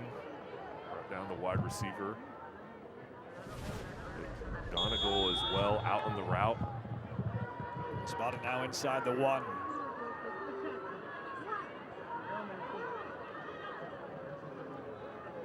Simmons. Give to Austin, massive hit, and down he goes. And the defense steps up. Nathan Pounds read that play. So going for 2 a couple of times with the penalty does not pay off. Pounds just shoots the gap. Downhill, enforcer in the middle of this defense. Excellent job reading the run, and Pounds coming through with the big stop. And that will keep it a 17-point spread. So they kicked the extra point, took the point off the board, went for 2, got another penalty, went for 2 again from an even shorter distance. But you know, they'll fail. Yeah, for Wake Forest, they did everything right. That's just the case of a backside linebacker. The ball was going over towards the left. Pounds over on the left side, the backside that he just shot the gap and made a play. And remember, there's a penalty assessed on Wake Forest from that touchdown grab by Barrett in the end zone, so they will kick off from the 25-yard line. It remains a 3-possession game. Can't fault at all Reggie Lucas for that decision. Those changes, take the point off the board. That's what you need to do. Got a couple of cracks at it, and Pounds just beat the play. 37-20 our score. Air Experts Heating and Cooling kickoff one more time. Return from the 27-yard line, and as expected, good field position for the Rams out across the 45-yard line. So they'll have a short field again, plus 17.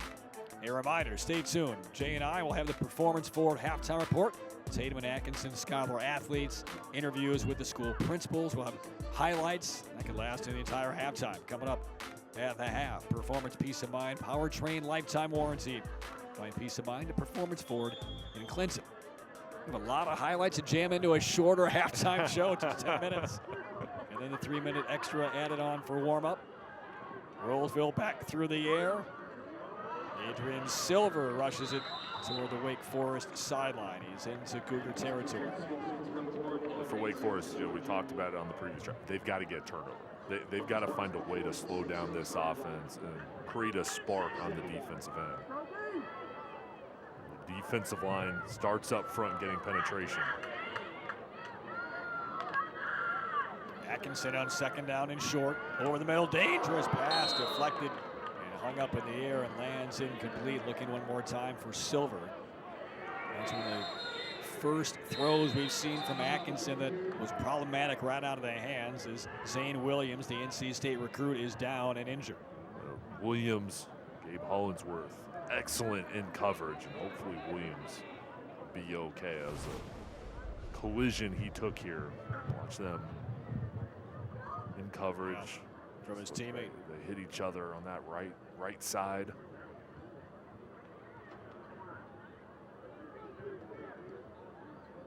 Kind of hit him off to the side of the right side, probably, yeah, the right side of his body.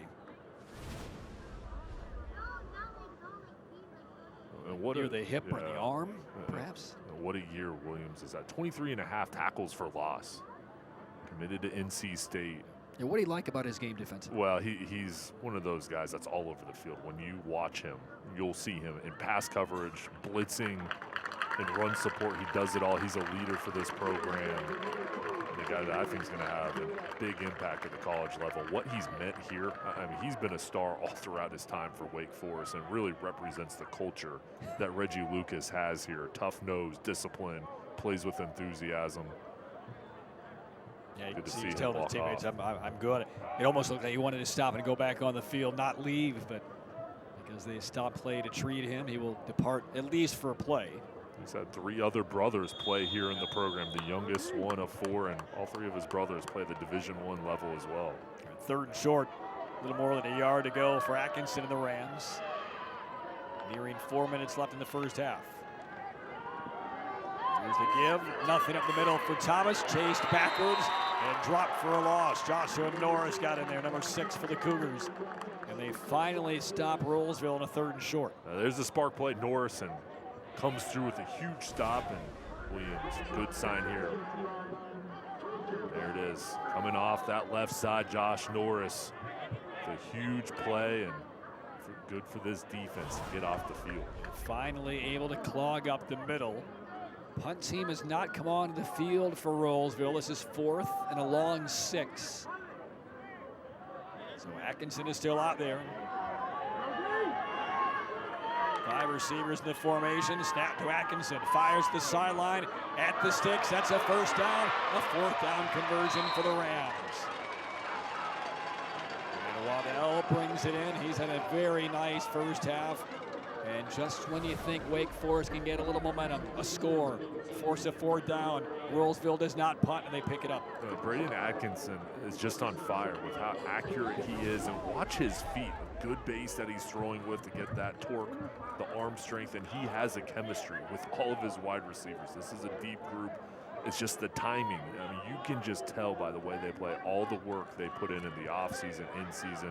They just have a special bond. Wake Forest has not forced Rolesville to punt yet. Atkinson one more time through the air. Left side coming back to it and jarred away out of the hands of Waddell. And that was Norris there, along with Williams in coverage. 2nd down. And good for Williams back on the field. They're dropping in coverage along with Norris. There's the junior number 6 there along with Williams, the senior. Those two doing a good job reading the eyes of Atkinson. Now, Jay, you talked about the defense for the Cougars needing to make a play. We saw that pass across the middle, tipped up, that hung in the air. Jumping some routes. Yep, they played that one well also. 2nd and 10. So making some inroads, the Cougar defense. Need to stop here late in the first half. Atkinson the fake. A lot of time now. Lofts it down the middle into double coverage. Tipped away. No marker down. Landon Misnick and Jacob Johnson on the coverage.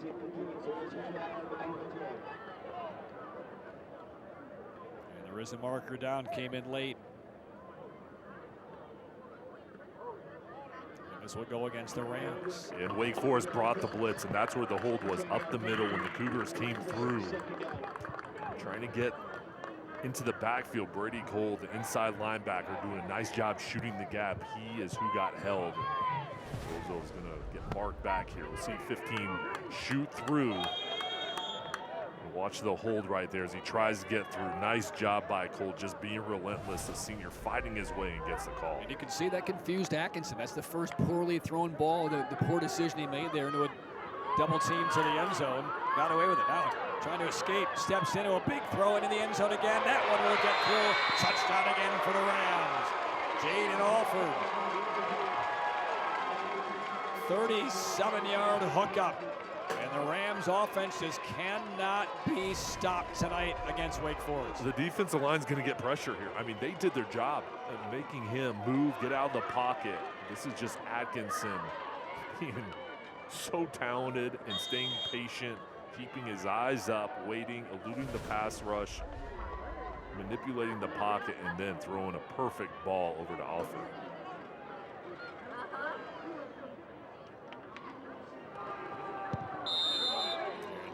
Extra point is good. 24-point lead for the Rams. 2:55 to go. Fourth down conversion. A couple of plays later after a near interception. And then a holding call that forced the Rams further back. No issue at all for Atkinson as he hooks up again with Alford. And watch how calm he is in the pocket. Looks towards the left. Then the pass rush comes, gets away, and then another rusher.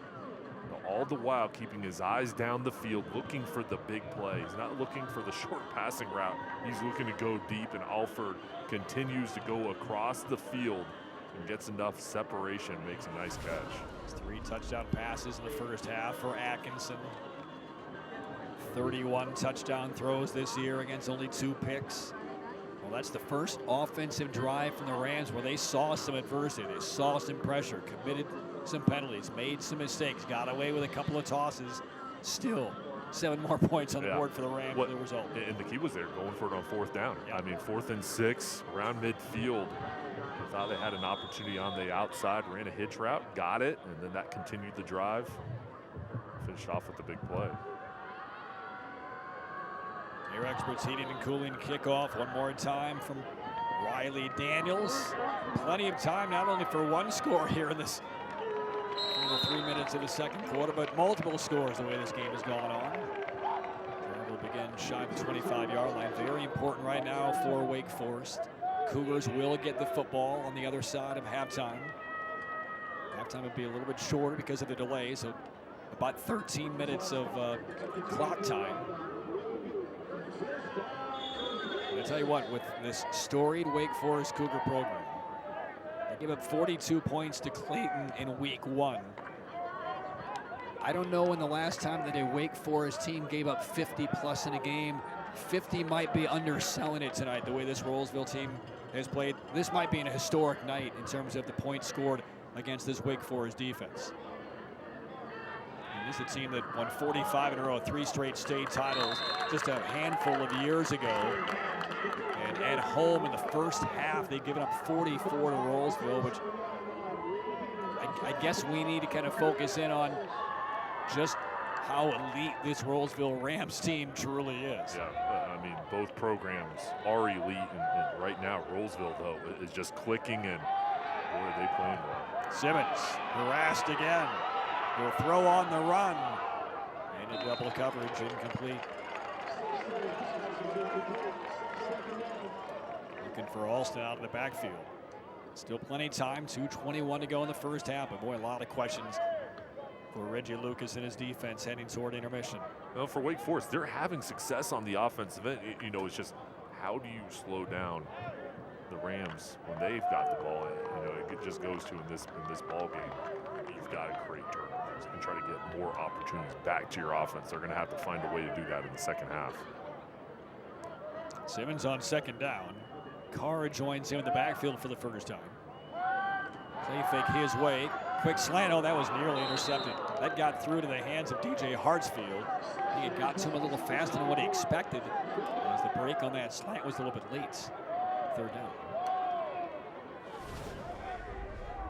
That's a nice job in the secondary offensive line holding up. That ball tipped. That was deflected. Too.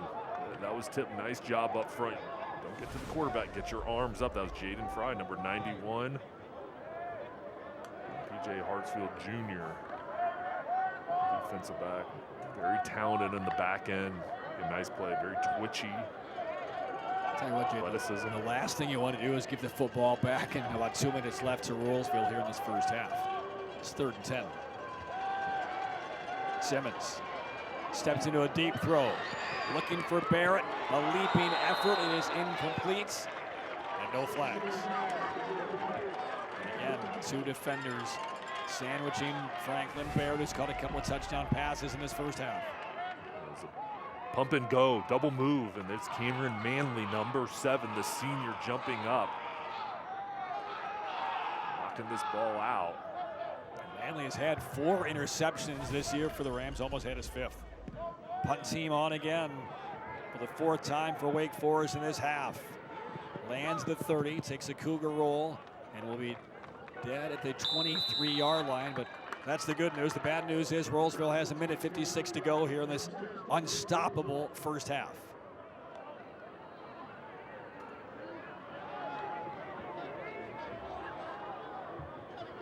(44-20) is the Rolesville lead.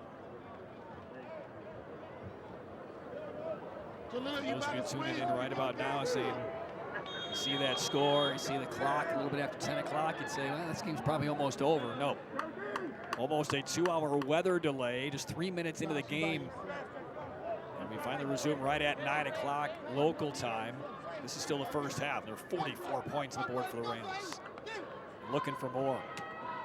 Atkinson, time to throw again. Heaves it left side, and the receiver beats his man. And down goes Alford down the sideline again. This will be from 77 yards. 50 first half points for Rolesville at Wake Forest. One of the dominant teams of the past decade in the state of North Carolina. It is the Rams' night. Jaden Alford, just a great job using his speed to make this catch. How about Devon Thomas with the blitz pickup? Outstanding. And then Atkinson. His arm has been so impressive all night. What a job there, staying in the pocket and again, reading the coverage and going to Alford. Rolesville scored a couple of touchdowns in the last 70 seconds. Got the football back, not off of a turnover, but off of a 3 and out. It is 51-20 in the first half. Atkinson, 4 touchdown passes. Alford's been the recipient of 3 of them.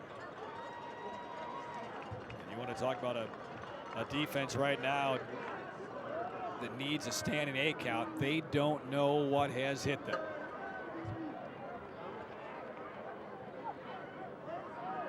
This is just surreal.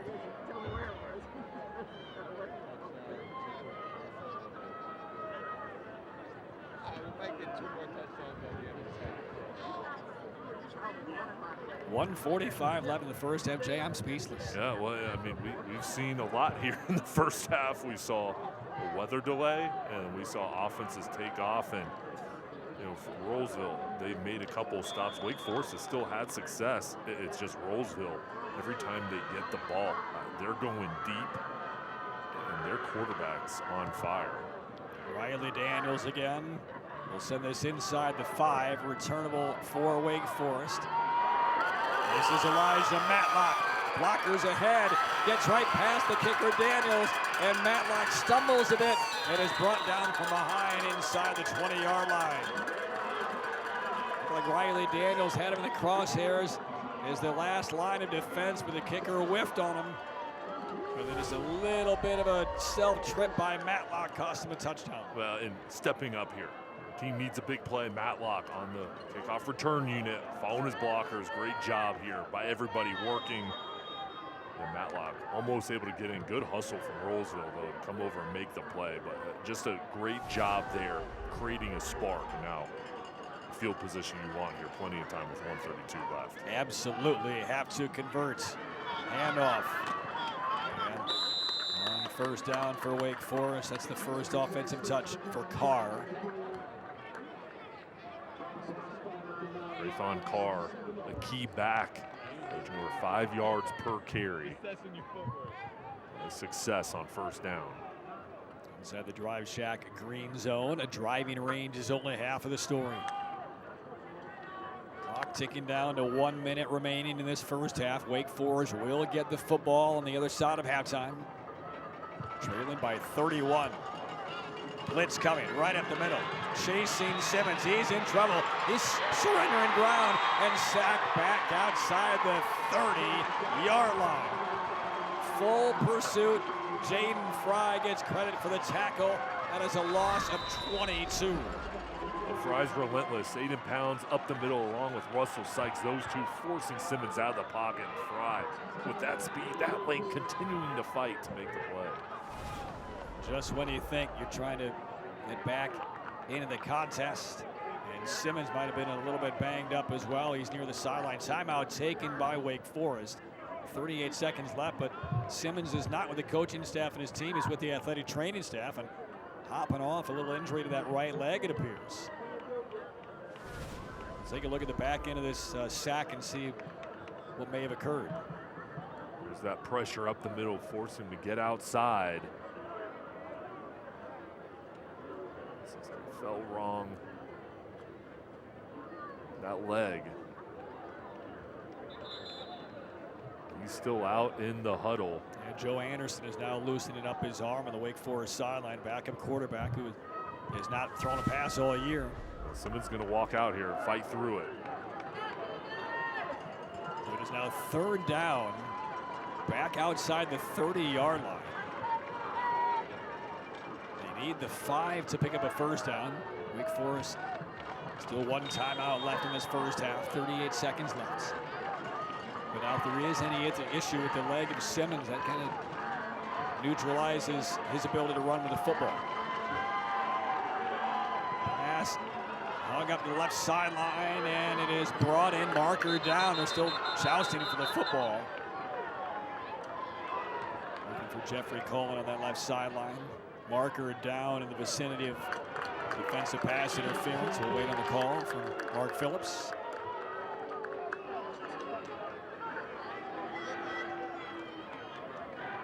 .33 seconds left in the half.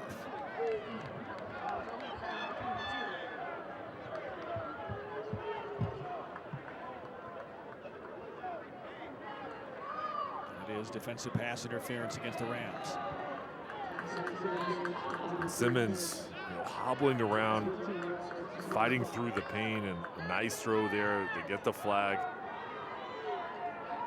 Get some of this yardage back from the sack. Here he is. Offensive line holds up. Beautiful ball. Coleman almost able to bring it down. It's a lot of contact. Yeah. It's physical on the outside. So it's 3rd down. They still can pick up a first down without scoring. 1 timeout, 33 seconds left in the half. Kayvon Simmons, I mean, he absolutely knows Wake Forest needs a touchdown before intermission here. They can get right back in the game with a score here, and a score on their opening possession of the 3rd quarter. Somehow it kept the knee off of the turf, and then taken down again. In pursuit, relentless again by the Rams. And Simmons is up. 21 seconds left. Wake Forest, I believe, is just taking its final time out of the half. The pass rush again for the Rams, getting home.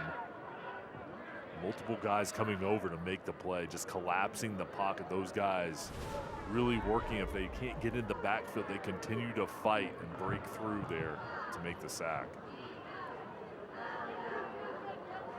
It's Griffin and Haynes who helped to bottle up Simmons right there. It's 4th down now.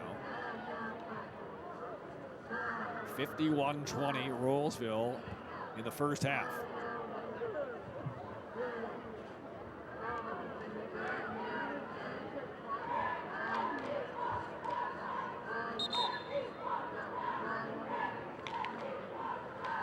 The football spot in the 19. Richie Lucas trying to dial up the perfect play here. Boy, what a long first half. Nobody saw this coming. I guess the disadvantage of having a shorter halftime is that you have a lot of things you need to cover in the locker room if you're Wake Forest, especially on the defensive side. You're going to have 5 less minutes to do so. 4th down. Simmons out of the gun. 3 receivers to his right. Pressure again, over the middle, and a little bit behind the intended receiver, looking for Barrett. No marker down, defended by Manley, and Rolesville's D gets the stop. He was looking for his big target, 6'4", and Rolesville bringing the safety over the top, the linebacker falling through there. Good job in coverage. So the Cougars turn it over on downs, and they were this close away from a kickoff return for a touchdown on that drive. We said it a couple of times, a couple of big plays, got them in position, and then the drive sputters out and no points. I don't think the odds are good that Rolesville's going to take a knee here. I don't know that they can. Man in motion, and they will put it on the ground for the final play of this first half. But what an astonishing offensive performance by the Rolesville Rams in this first half at Wake Forest. 51 points on the road on senior night at Wake Forest. And the Rams are halfway home to an absolute statement game for their entire program. Halftime lead is 31. Yeah, and right now, both these teams, this game matters so much. And Rolesville's offense, how explosive have they been? Just throwing the ball deep. Their quarterback, Braden Atkinson, so accurate. Everything is clicking on the offensive end. So again, we'll have a shorter halftime period. They put 10 minutes on the clock on the scoreboards. When that runs down, 3 minutes to get the players warmed up and ready to go. That's because of the long weather delay we suffered early in the game. Let's go downstairs to Faith, who is with Rainier Lackley. Coach, your team, I have to say, it's all been about response. How have they been able to come back from a weather delay and been able to put up 51 points here in the first half? Same thing these guys have been doing all year, persevere. You know, working through adverse situations, just focusing in on what they have to do. It's like I tell my guys always, it's bigger than football, and we're showing that. But now they clicking at the right time. So. Thank you, Coach. Good luck in the second half. All right, thanks a lot, Faith. 51-20 is the halftime lead for the Rolesville Rams. An abridged halftime show when we return. 51 points in the first half for the Rolesville Rams. Not done yet against their big rival in Wake Forest.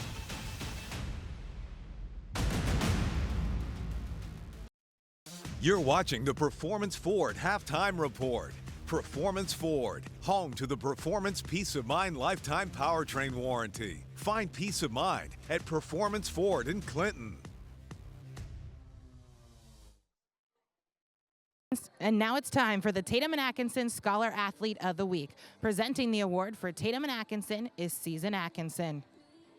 Tatum and Atkinson is proud to present the Friday Night Rivals Tatum and Atkinson Scholar Athlete of the Week from Rolesville High School. The Tatum and Atkinson Scholar Athlete of the Week is Cameron Manley. Cameron is football team captain, football all-conference, a track and field letter winner, and carries a 4.3 GPA. Cameron is member of National Honor Society, Science Honor Society, is a junior marshal, a member of DECA Club, and is in the top 6% of his class. Cameron is the vice president of Kappa League, a new Gamma Community Service volunteer, and a youth football referee. From Wake Forest High School, the Tatum and Atkinson Scholar Athlete of the Week is Adam Katinsky. Adam is football team captain, a letter winner in football and track and field, academic all-conference, and carries a 3.77 GPA. Adam has volunteered for over 500 hours of community service through church activities, Brown Bag Ministries, and Special Olympics. Congratulations to our Tatum and Atkinson Scholar Athlete of the Week. This All-Star is now entered for a $5,000 scholarship at the end of the season. Tatum and Atkinson. Injured in a wreck? Call the heavy hitters. Congratulations to our Tatum and Atkinson Scholar Athletes. We'll be back after the message.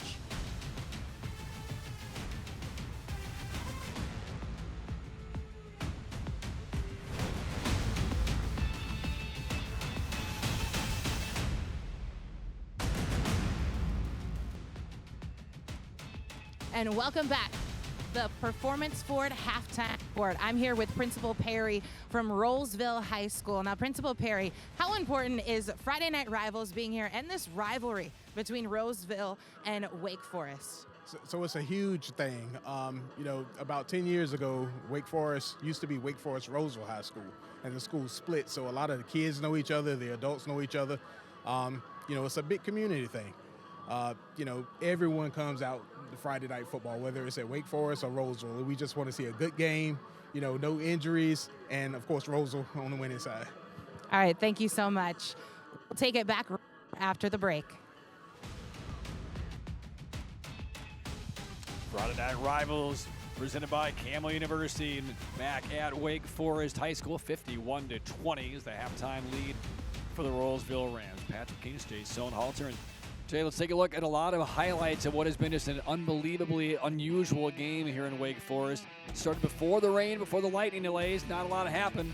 A lot has happened since. Yeah, Wake Forest had a big stop there, and then coming back after the break. First play, huge touchdown here. Simmons right up the middle. Zone read, and Wake Forest had the first crack at it, and then Rolesville came back in a big way. Their first play was Atkinson to Gavin Waddell over the top, then another one to Jaden Alford. Atkinson very accurate, and then Simmons throwing the ball, coming back, having a response on a slant route to Franklin Barrett Jr. with a play. This offense for Rolesville just continuing to go deep, attack.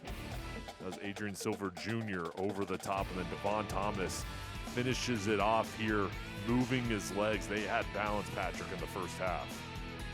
71 points combined in the first half. We saw 2 touchdowns within 19 seconds, and then in the second quarter, 2 touchdowns within 13 seconds.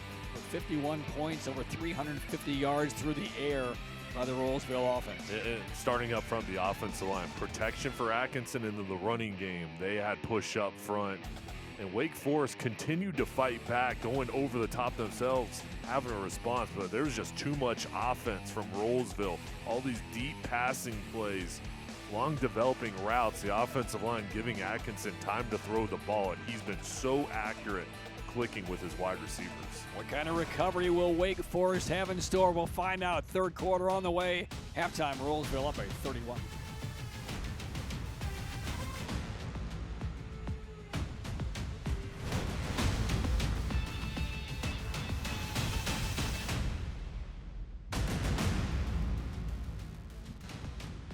CBS Friday Night Rivals presented by Campbell. Halftime is over thanks to the weather delay. 51-20, Rolesville leading Wake Forest. Let's go downstairs to Faith. We had a chance to get a couple of thoughts from Wake Forest head coach Reggie Lucas. Well, the first thing that Coach Lucas said is he told his team not to quit. He says, don't quit. We have 2 quarters of this game, and we have another game next week, and that's also a big game. So he wants his team to really step up and start putting it together in the second half. He says the biggest thing, they got to stop that deep ball, which is what we saw with Rolesville quite a bit. And he said this team's not going to lay down. They'll put 100 points on the board, so they need to step it up and get after it here. Yeah, I mean, Reggie Lucas knows. I mean, they've been the king on the corner for so long, and I don't know that there's a way that Rolesville will stop itself here tonight. And we were talking about that during the halftime. I mean, they could, I don't want to say easily, but this could be conceivably a game where they put up 70, maybe 80 points unless we see Wake Forest make some adjustments defensively, force some turnovers, force some third and long, something they've been unable to do on either side in the first half. So ready to begin the third quarter. Air Experts Heating and Cooling kickoff. And Wake Forest will go on offense first. Short kick. The juggling grab made. And the return out of the 35-yard line for Wake Forest. We'll take a look at the first half stats.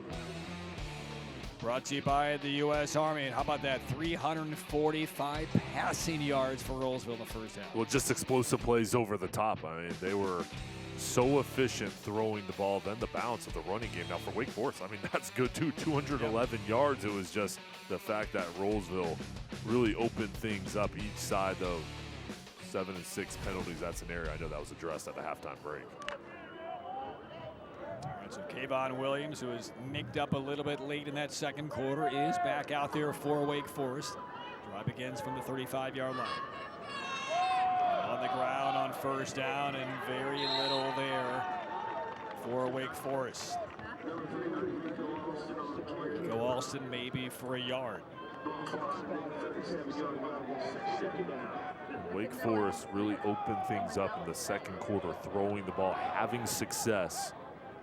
We'll see here if they go back to the ground, even though you've got a deficit here, trying to open things up, running the ball, and then you set up the play action pass.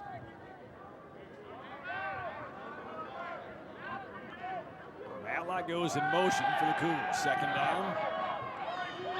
Here's Matlock on the end of that pass across the 40-yard line. Still going to be about 3 yards shy of a first down. Yes, Wake Forest is down by 31, but a couple of drives in that second quarter.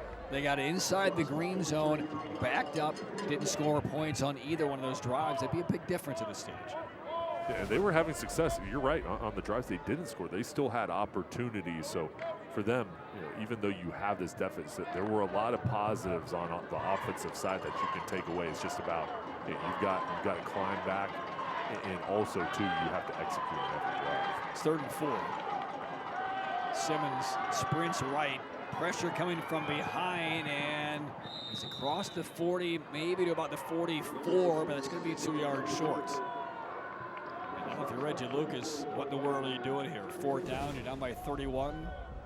I think you have to keep the offense on the field, right? Yeah, and Simmons here trying to look upfield, and gets as much as he can. Jay, they're going to punt. I think the situation here, listen, you still have 2 quarters left, and if you pin them back, your defense makes some plays, play the field position game. 5th punt of the night for Wake Forest, brought in, and it's returnable for Newborn. And Newborn slowed down around the right side, and finally put down. Penalty marker is down right around the area where that punt was received. It's the second time we've seen Wake Forest, at least to me, in a 4th down situation where I'm thinking, I'd be surprised if they punt, and they did both times.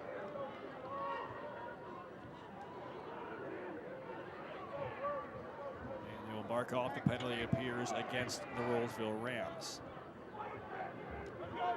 Zane Williams looked like he had his shoulder pads off.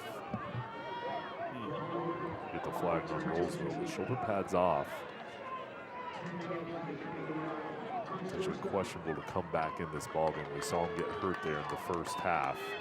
He went back in, but he does not have his shoulder pads on right now at the moment. Yeah, we saw Marcus Smith coming out of halftime as well. Lineman for Wake Forest. He also had his shoulder pads off. Penalty is assessed against the Rams. And this drive will begin from the 20-yard line. 345 passing yards in the first half for Braden Atkinson. Back to the air, Silver over the 30. And again, the way this offense has gone tonight for the Rolesville Rams is there was a Wake Forest Cougar now down on the tackle of Silver at the end of that reception. And that's Gabe Hollingsworth. And boy, this one is going from bad to worse for Wake Forest. They may have lost a couple of players. Hollingsworth is down. We'll take a quick timeout and come back to check on his status when we return. Jay, let's take a look at the end of this play. Number 5 from Wake Forest comes in. That's Hollingsworth. Makes the tackle, but then immediately called for assistance from his teammates. Still down and injured on the play for the Cougars. Yeah, he's been all over the field tonight, playing so hard. He's still down. Good to see him get up here. He's going to walk off the field under his own power. Very good sign.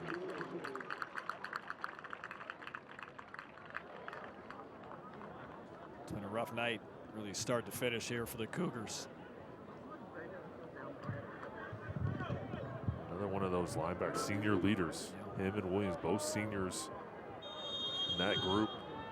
Zion Turning, Brady Cole, all 4 guys, and he's had a big year. Hopefully he's okay. The helmet is not in his possessions. He heads over toward the deep part of the sideline. Atkinson gets away. He'll toss it deep, has a man if the pass gets there, and it does, of course, on a night like this. Down inside the 10-yard line, Gavin Waddell.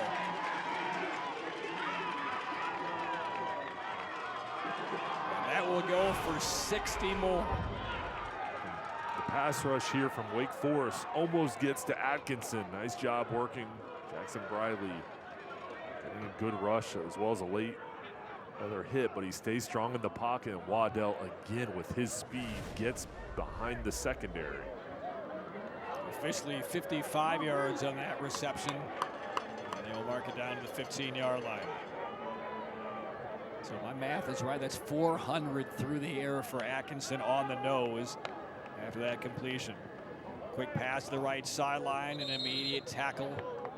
Maybe a pickup of a couple. Waddell on the end of it. When Atkinson reading the defense, when he goes to Waddell, he throws it to his outside shoulder towards the sideline, knowing that the defender was on the inside. Again, just a small little thing that he does, making sure his wide receiver is going to catch the ball, but protecting him as well from the hit. Gain of a couple, second down. Inside the drive shack, green zone again. Just 3 minutes in the third quarter. 31-point lead for the Rams. They're driving again.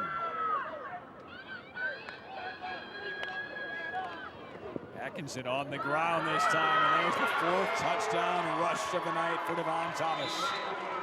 13, and I don't know if Rolesville, or pardon me, I don't know if Wake Forest has ever given up as many points in a game in decades as what they've done here tonight. It's 57-20 Rolesville. The offense right now, the running game, getting up to that second level, double team blocks, putting a hat on a hat and getting the push. And then when Thomas gets going downhill, he's difficult to bring down with his speed, the patience, just gets easily into the end zone. And right now, this offense, everything they're calling is working because of the balance. 58-20, Rolesville. Early stages, third quarter. And Jay, I would go out on a limb and say that in the history of the running clock in high school football in North Carolina, Wake Forest has never experienced the bad end of the running clock. They're one more score away from doing so. That's how landmark of a night this is for the Rolesville Rams. And they're going to continue to fight here. I mean, right now, the big play has hurt them with these explosive throws down the field. They just have to try to limit that, keep everything in front. And with this culture, we're sitting here in the press box. There's 3 state championship banners in here. This is a team that's going to continue to play hard. And whether you're up or you're down, it's that mindset. So they're going to continue to come out here. Rainier Rackley, right now, first year, his team is really playing at a high level. But there's the tradition of Wake Forest, of what Reggie Lucas has built here. 2016, 2017, 2018, 4AA state champs, 45-game winning streak. They were 10-3 last year, 6-2 this year. And as Reggie Lucas mentioned at halftime, another big game next week. They take on Millbrook on the road to wrap things up. And then on to the postseason. Air experts heating and cooling kickoff again for the Rams. Picked up on one long bounce around the 10-yard line. Out beyond the 30 goes Alston. Let's go back downstairs to Faith. Well, just now, Austin Gilmore, a senior on this Wake Forest team, he just went around to all of his teammates and he just started yelling. He's like, act like you want to win. Let's do this. This is our house.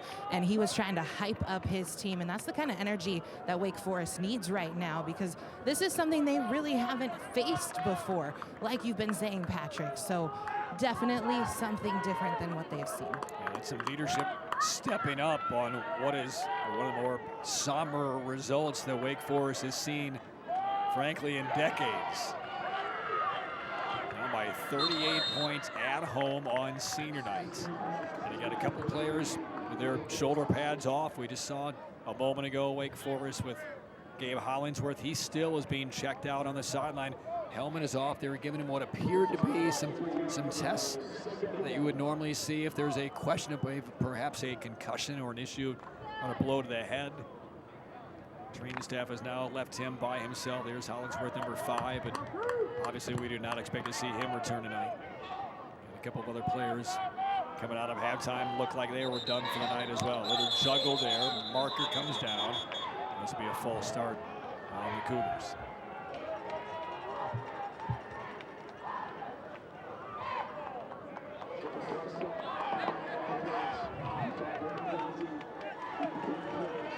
Two left in this third quarter.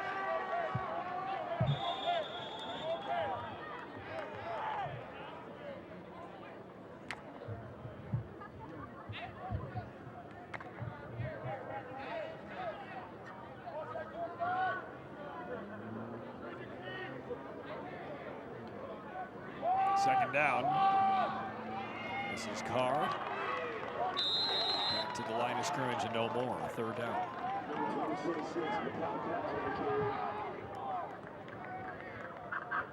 There's Russell Sykes with the play, and for Reggie Lucas coming into this ball game. 6-2. A lot of veterans on this team that have played great football throughout their career. Young talent as well. And he loves this team, and big test here with Rolesville this week, Middlebrook next week, and then the playoffs coming. This is a team that, with their experience being in the playoffs year after year, they just want to be clicking and having that rhythm here at the end of the season. Pressure coming again. Pass hung up, and there's Michael Thompson on the end of it. Thompson tries to get away. He's inside the 20, down to the 10-yard line. They'll mark him down to 5. Great throw from the Simmons. Thompson ran right underneath it. And a major third down conversion. There's a little injection of positivity for the Cougars. There it is. Excellent protection up front. Simmons, perfect throw. And Thompson winning with speed over the top. Good job fighting for extra yards here as being pulled down there. But they needed that big play on offense. Mark him down in the 6. And on the ground, they keep it. Carr one more time. Motoring inside the 5. That's the smart play. That's what they need. Guys to step up. This is a team here. Good for Wake Forest, continuing to be aggressive and get that big play over the top. Now they need a finish here and get another touchdown. Ron Wright nicked up a bit on that left leg. He's trying to walk it off, still on the field for the moment.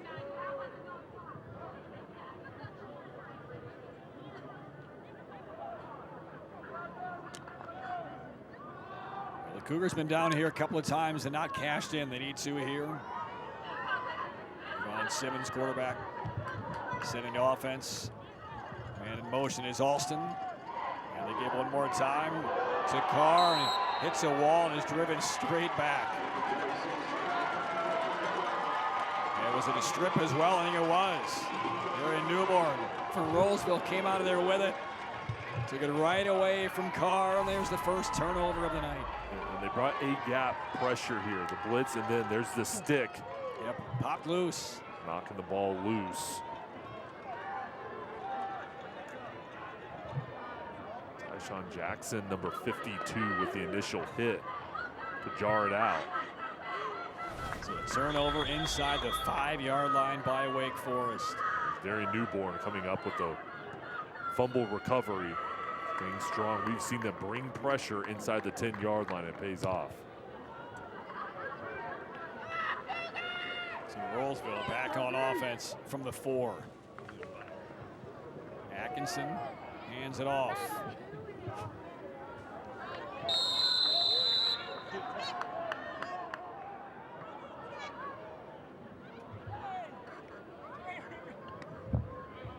Thomas, 4 rushing touchdowns. Atkinson, 4 passing touchdowns. Alford has caught 3 of those. And a timeout on the field. Another Cougar is down.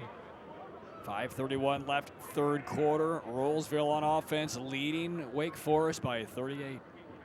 Back to Wake Forest on senior night.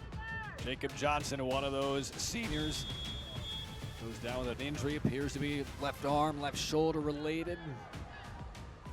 Tough night continues for Wake Forest. Players are going down, and they're trailing by 38. Second down pass play, wide open receiver, and Thomas out of the backfield, races ahead, stays on his feet, and is pushed out of bounds right around the 45-yard line. Let's pick up a 35 and a first down. And Thomas, such a good running back, running the ball. Here you see his talent getting out of the backfield. Play fake. Atkinson looks towards the right and then comes back on the swing route. Thomas, huge pickup through the air. He's blowing coverage right there. Wheel out of the backfield, wide open. And gets the Rams out of the shadow of their own end zone. First down run. This is Thomas again, bursting up the middle, and Thomas nearly picked off his 5th rushing touchdown of the game. Tripped up before he broke free.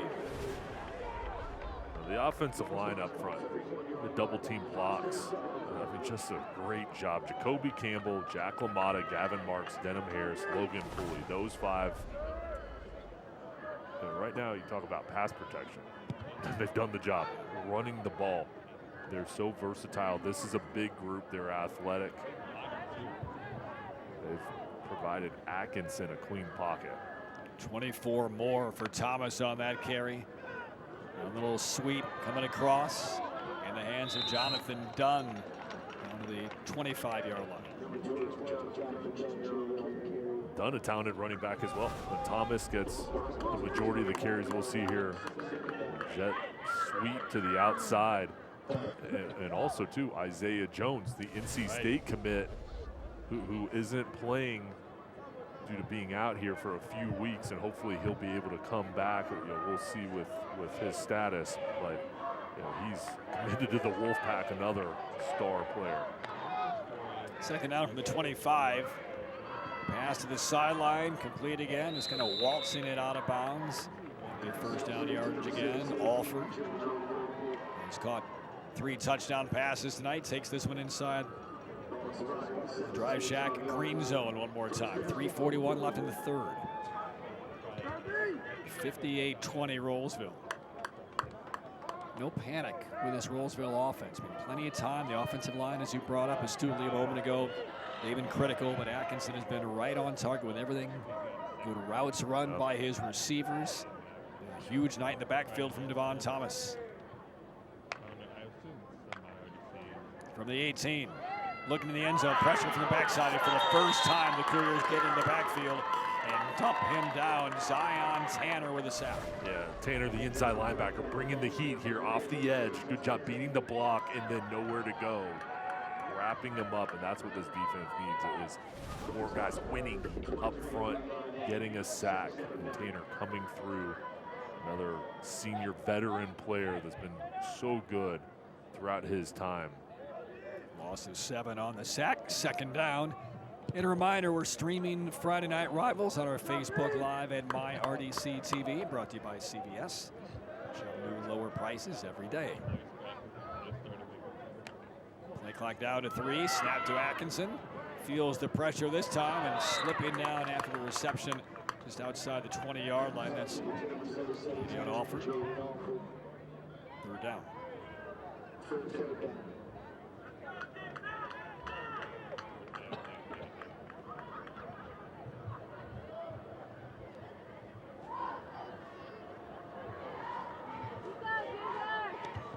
Company on that Wake Forest sideline where the athletic training staff now has a couple of players they're attending to. One we saw go down earlier, Hollingsworth in this quarter. Working against that left shoulder, Jacob Johnson as well. Third down for the Rams. Lead about the 4-yard line. Out of the backfield, connects on the right sideline, driving forward, and just land around the 11-yard line. Reception made by Jonathan Dunn brings up 4th down. Dunn goes out of the backfield, swing route.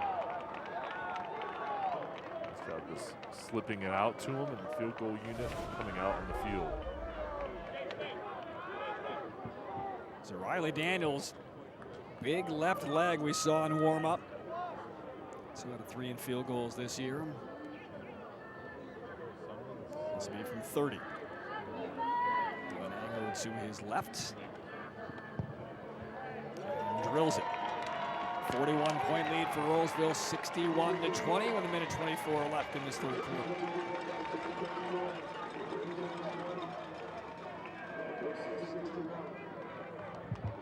Well, Patrick, just think about the talent in this area of Raleigh, of Wake Forest, of Rolesville. Just with all the schools, this league, the NAC, the competition that it has with the depth of the league, and then this particular area with these 2 schools, Wake Forest and Rolesville.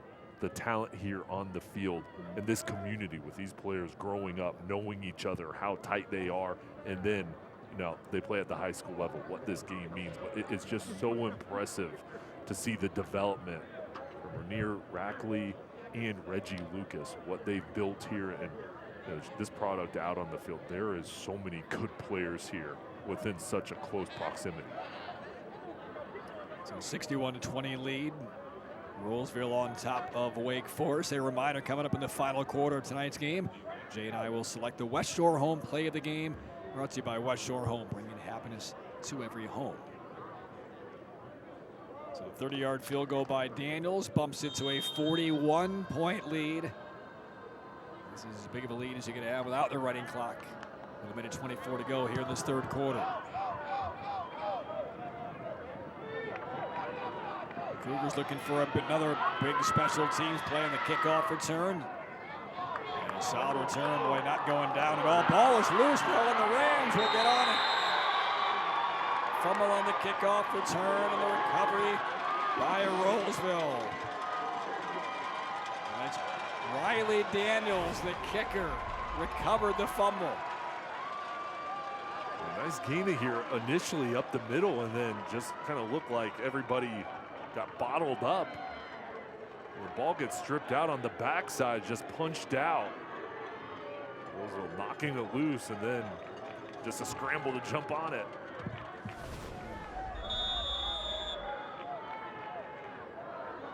So Daniels, who was nailed for that penalty earlier in the game as well, a toes, right? Gets it back. Field goal and an FR, fumble recovery.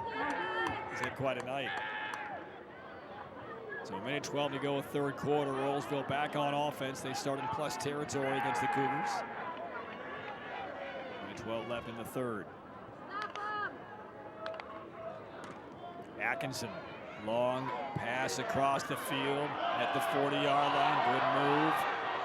And Waddell takes it inside the 35. So 61-20 Rolesville lead on Wake Forest. 1 minute to go. We'll take a look at the United States Army game summary brought to you by the U.S. Army. Be all you can be. Well, over on the left side there, 469 yards passing the ball. Brian Atkinson, what a night. Then the bounce, running the ball on the ground. 629 total yards. Still through the air because that is the game in the Rolesville Rams. Down about the 25-yard line. Atkinson again connects with Waddell.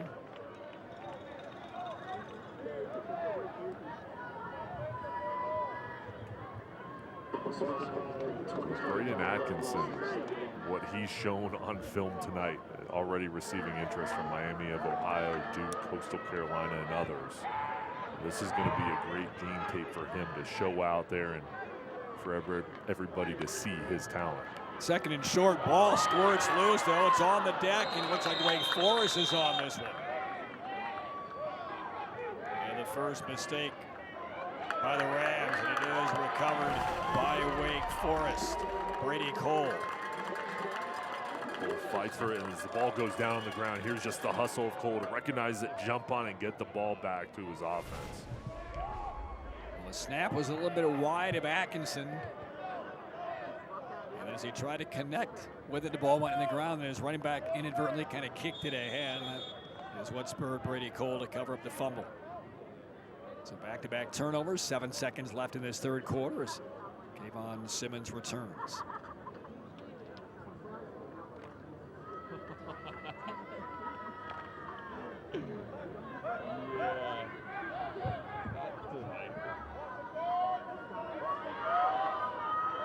Should be the final play of the third. And the give beyond the 30, pickup of 6 on first down. That's one more time Carr for Wake Forest. That'll do it for the third quarter. Rolesville's put up 61 on Wake Forest as we head to the final 12 minutes. Rolesville 61, Wake Forest 20.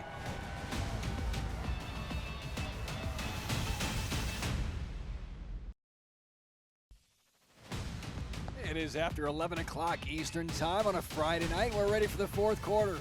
CBS Friday Night Rivals presented by Campbell University. 61-20 Rolesville leading Wake Forest. And the final 12 minutes begins. Off the first turnover of the night by Rolesville. It's Wake Forest football. And that pass right over the middle. Into the hands of Barrett.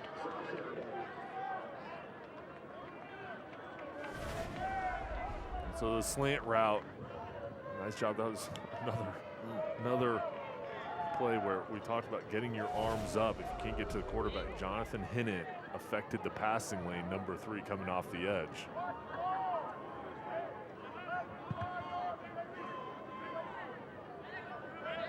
All right, Jay, for Wake Forest, objectives in this final quarter, what are they? Well, number 1, play hard and finish. No quit here, and I know they will not do that. They're going to play as hard as they can and finish the right way. But the objectives are cannot give up any big plays on offense. Just have to get some drives going to finish offensive plays. Trouble on that snap, and then this one's thrown up for grabs. Oh, that should have been picked. That should have been maybe 6 for Javon Wright. He will not have an easier ball to potentially intercept all year. Somehow it went right through his hands. This ball's slippery with the rain. No pressure coming. It just kind of looked like it slipped out of the hands.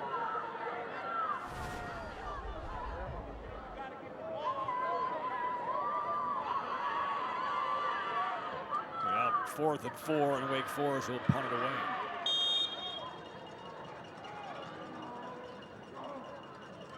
I think when Rolesville is on the bus heading back home after this game, with a lopsided win in their back pocket, Javon Wright might be ribbed a little bit by his teammates for missing out on that highlight shot and a pick 6. That return into Wake Forest territory. There is a marker down.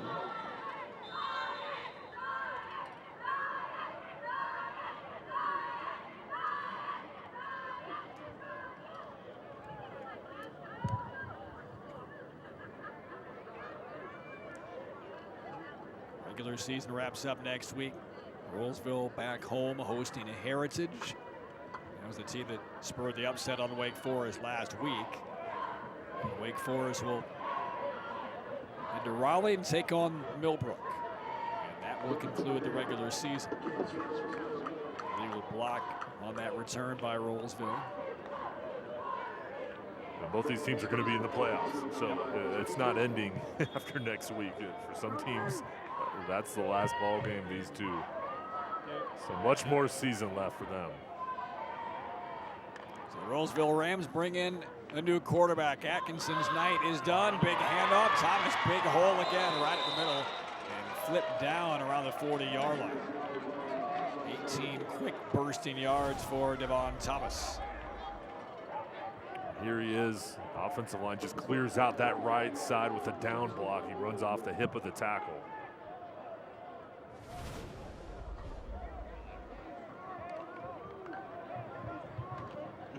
Back on the ground one more time. Miles Horn is now in as the quarterback for Rolesville. Second down.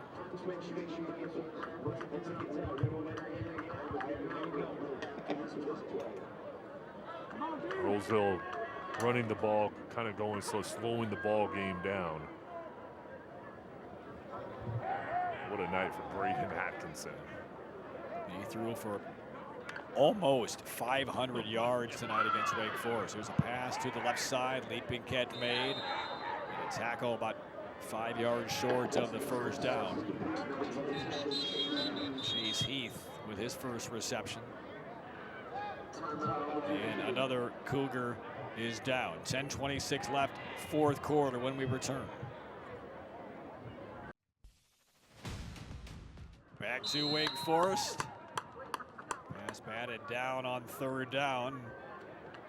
61-20 is the lead. The injured Cougars now returning to the field. It's Marquez Wilbur, number 33. Good to see him back onto the field. It's 4th down now for the Rolesville Rams.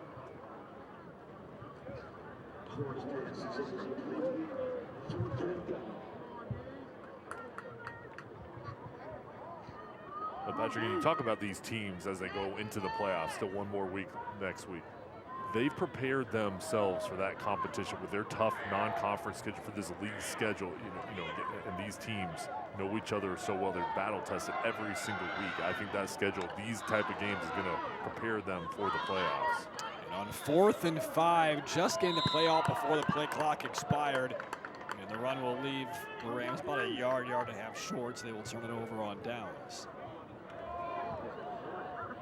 So the offense returns for the Cougars. 10:02 left in the 4th quarter. Understatement is a tough night for the Cougars, certainly on the scoreboard. Weather made it challenging, but they've had players go down. We've seen 3, 4, 5 guys for Wake Forest, most in this second half, that have gone down with some injuries. So battered mentally and on the scoreboard and physically as well by this Rolesville Rams squad tonight. Well, and hopefully those guys that are out will be able to come back next week. And you know, it's just a situation where they didn't come out now, but hopefully they're back for this stretch run. But you know, Reggie Lucas talked to Faith about, hey, listen, we got to finish this game strong, but we still have more season left. It's so important here to come out here and gain some confidence going into next week. This is Michael Thompson on a pass across the middle, gets around the edge and flying down the sideline is Thompson. He'll take it in from 68. No markers down. Touchdown, Wake Forest.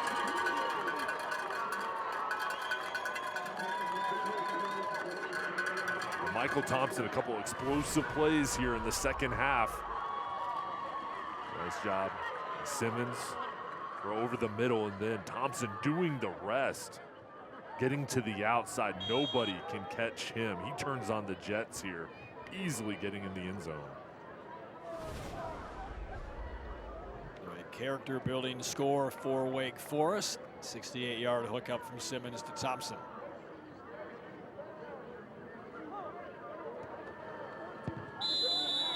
.51 left in the fourth quarter. Rolesville in charge. Thompson, though, the big touchdown reception. 61-27, Rolesville.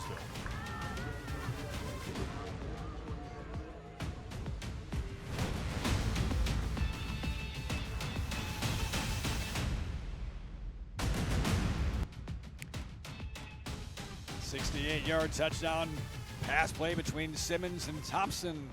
61-27 is the Rolesville lead as we get ready for the Air Experts Heating and Cooling kickoff. You can schedule your $59 tune-up today, yourairexperts.com. Rams with a big lead, looking for the big return. Over the 30, out to the 40. A nice return by the Rolesville Rams.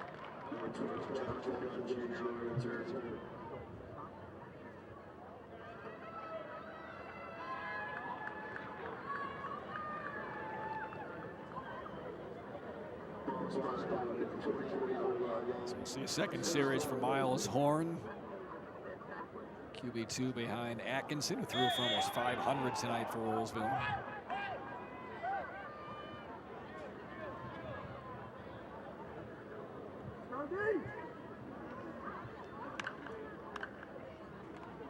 Horn will throw. Took a hit just as he released it. Tipped in the air and almost picks.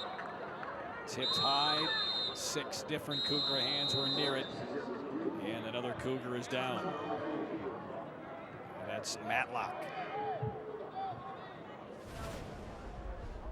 This ball goes in the air. Nice hit. And then Matlock goes up for it. Oh, and just falls down. It's unfortunate how he falls here. There's the hit. All the teammates went for the football. Joshua Norris got down underneath him inadvertently, and the flip of Matlock over his back. And you're concerned about the back. You're concerned about how hard the helmet hit the grass. He just couldn't brace himself as he fell.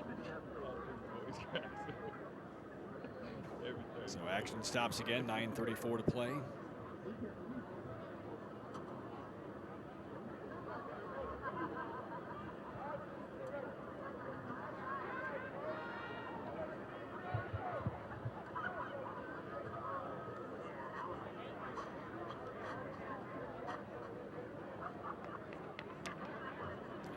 Very careful with Matlock just in case there is anything head related on that landing.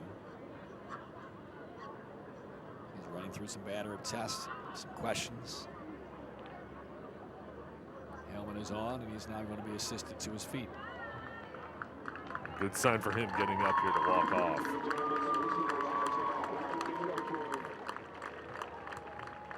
Reggie Lucas walking back to the sidelines, kind of scratching the side of his head, saying, "What else can happen to my team here tonight?"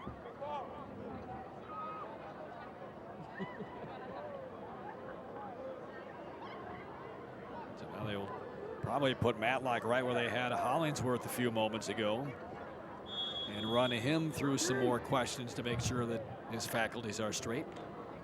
He's resumed now on 1st and 15.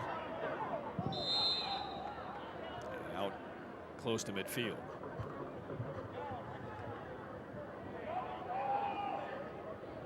In Rolesville now, you figure they're going to keep the ball on the ground, try to work the clock. And for each side, for the rest of this ball game, you just want to make sure there's no more injuries and get out here healthy as possible for next week's games.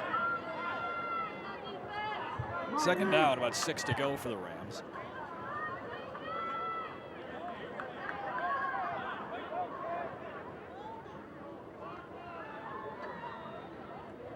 And Horns kind of biding some time. Play clock still has 28 seconds on it.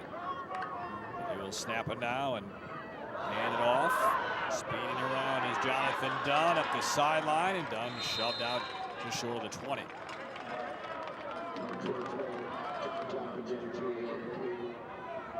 Dunn, just another guy in this backfield that brings a different dimension. Now getting some more carries here. We saw him a couple jet sweeps in the third quarter. Good hands as well.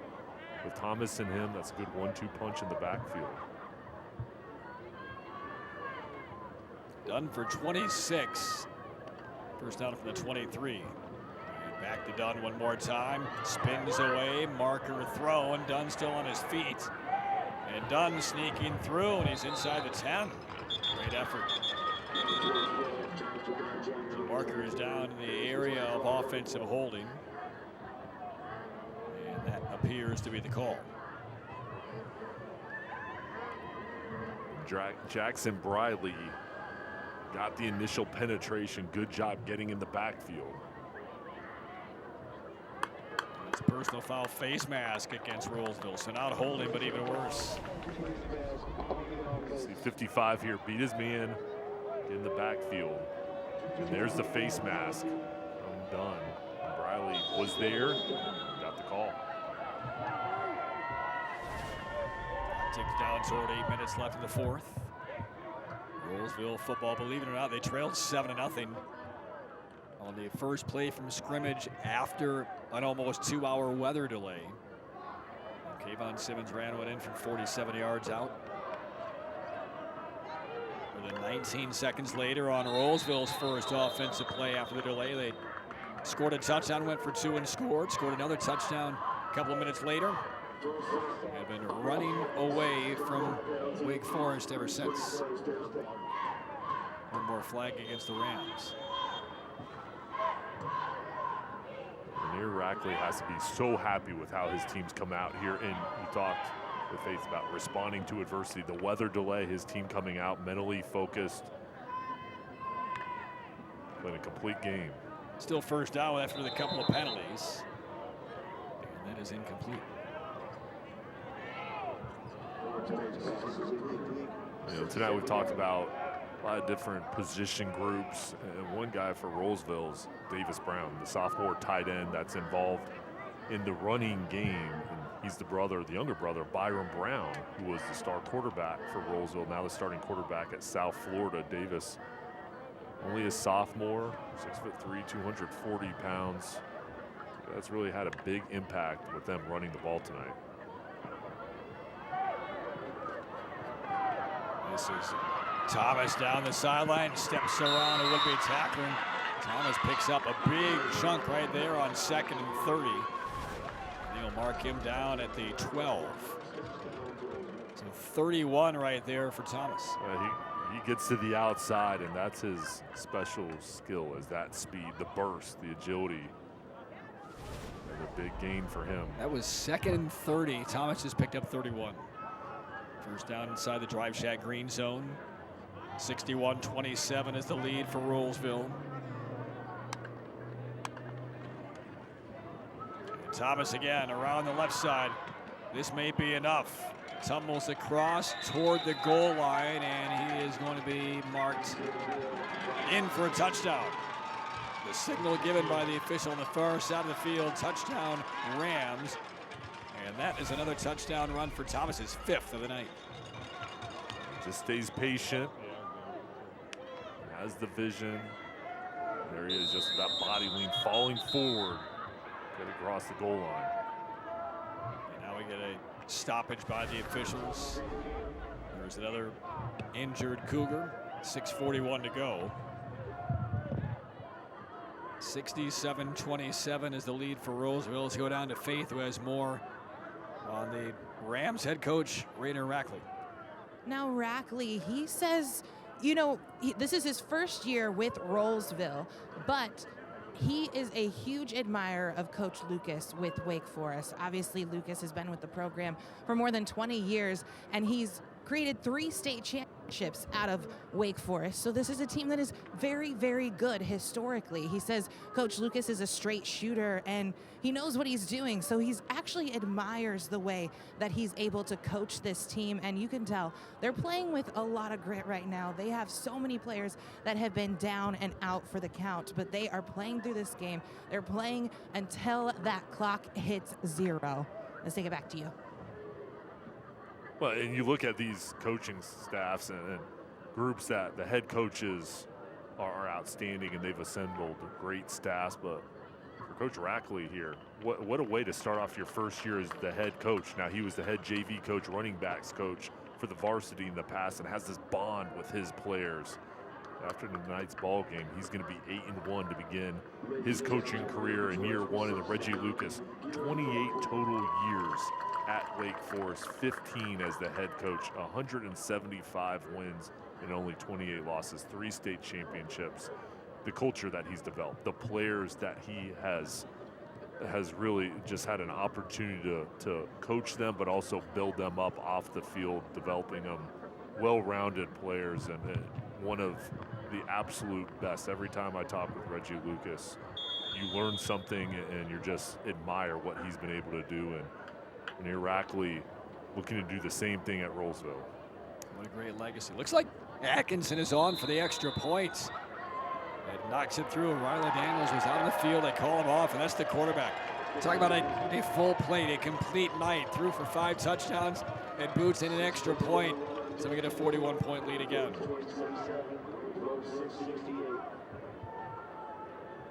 You think he's been begging his coach for a few years and the staff, let me kick one, let me kick one.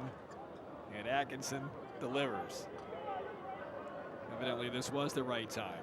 68-27 Rams. We thought his night was over. He's got a strong right arm and a strong right leg too.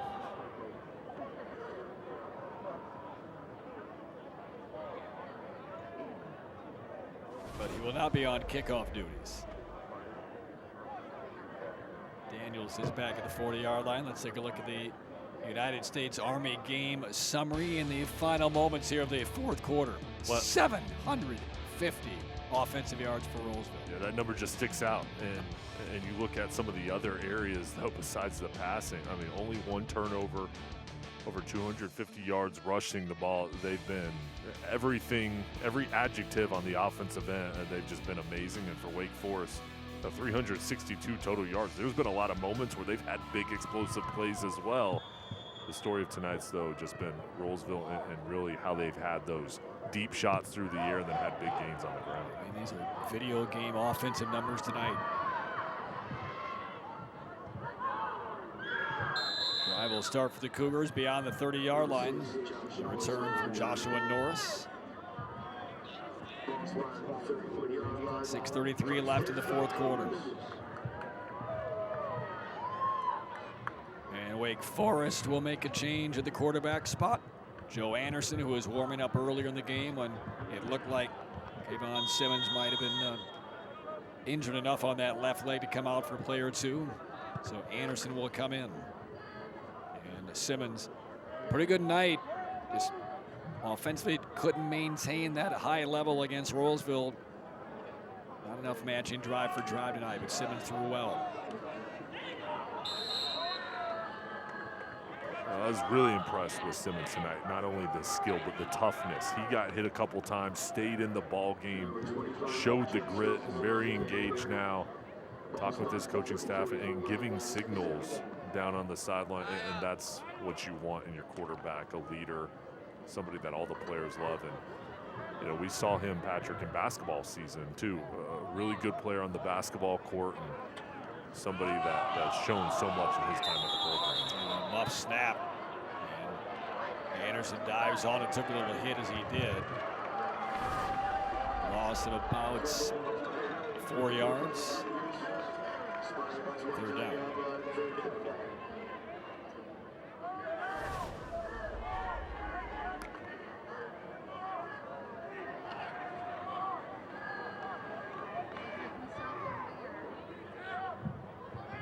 Norris very late onto the field for Wake Forest on 3rd and 12.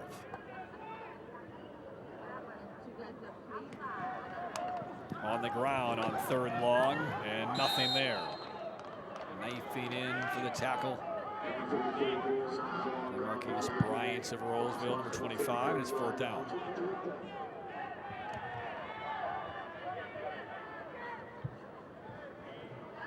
Five minutes left.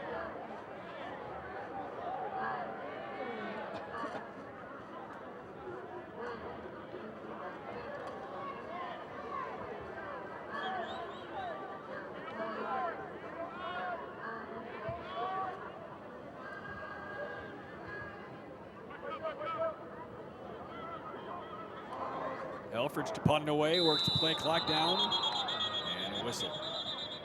Kayvon Simmons in protect mode for Wake Forest on this punt operation. Signals that's going on in Rolesville. He is accurate, it's offsides. Not enough to give Wake Forest the 1st down.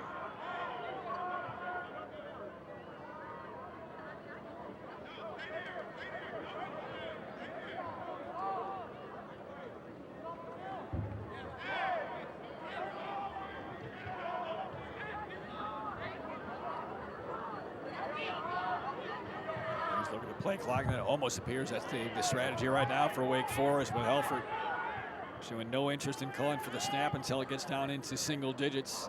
Clock is running, 4 minutes now.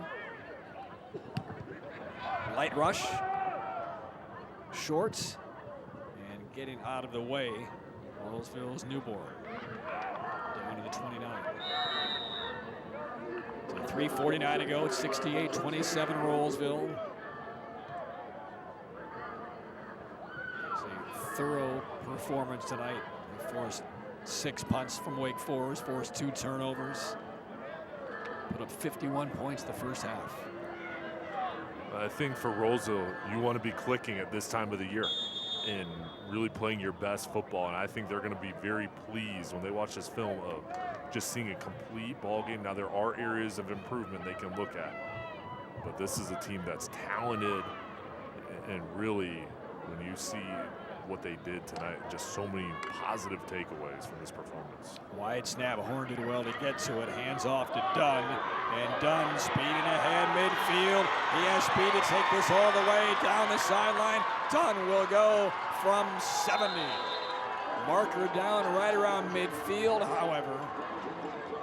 And there's not much celebration for Rolesville. This might be somewhat coming back.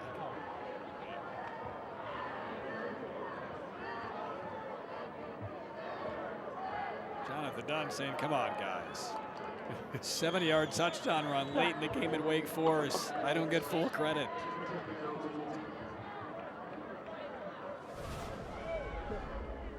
We'll see here as Dunn gets to the outside. Here's the flag. Extra hold. That allowed him to get to the outside. A couple flags came in there. Yeah, Chase Heath from each side.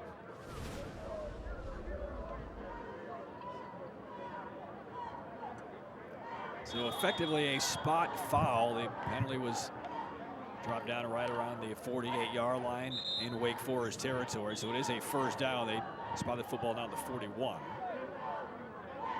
Now delay a game, or probably a procedure against Rolesville.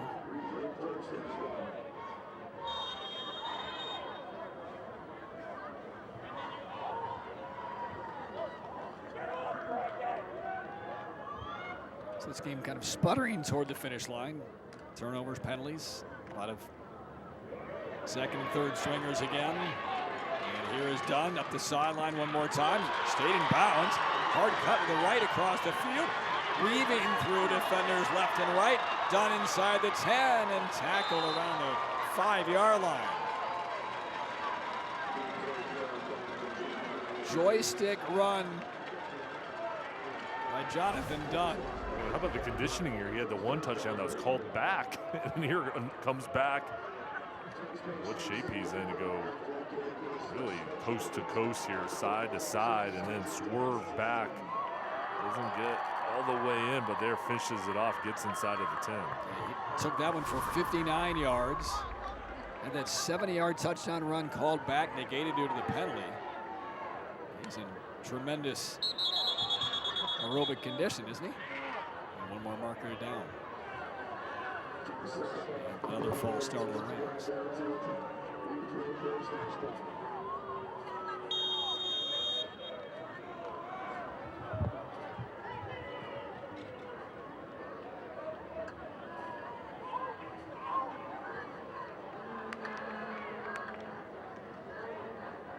Here's the give. Devon Thomas is back on the field. He's taken it in 5 times, now make it 6.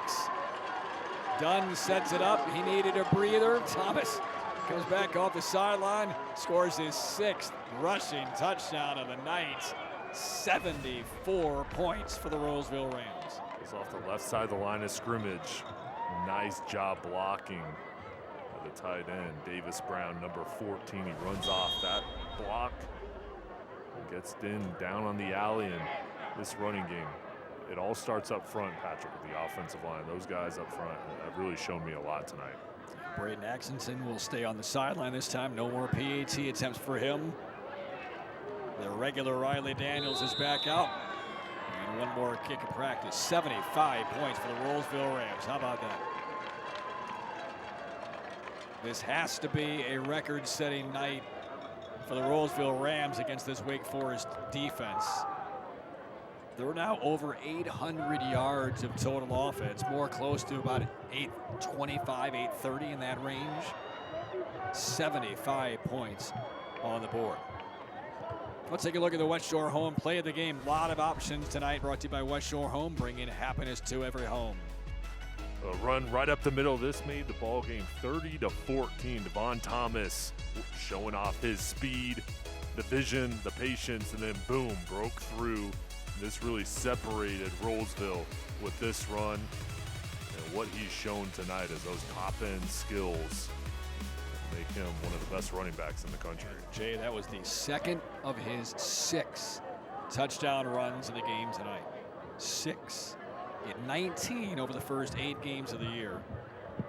And now 6 tonight.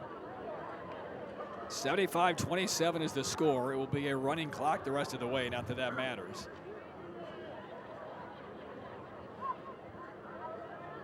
But I mean, how many years do you have to go back to see Wake Forest, and back then the Wake Forest Rolesville football program, have they ever given up this many points in a game in their storied history? My gut is no. You would have to go back and blow the dust off the archives and check it out. Touchback on the kick. 2:07 to play. The clock should now begin to run.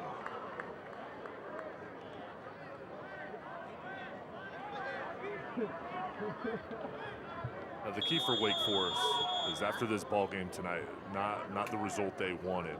How are you going to respond from this game now? Number one, hopefully they can get healthy. A lot of guys, throughout this game had to go over to the sideline, so hopefully they'll be fine for next week. But they've got a big matchup against Millbrook where they've got to finish that off strong, get ready for the playoffs. But they just have to maintain their confidence. Excellent season tonight, didn't go their way, but that doesn't change what they've been able to do, and they just got to get it going now heading into the playoffs.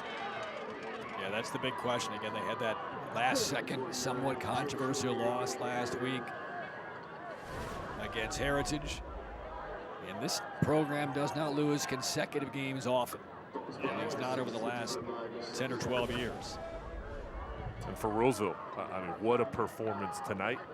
But it's about maintaining this and having this effort, really be the launch point to getting hot and playing at this level every week. So when you look at what they have, the talent they have, an opportunity to have a special season. Should be just one more snap needed tonight. Rainier Rackley and his Rolesville Rams. An absolute punishing victory at Wake Forest.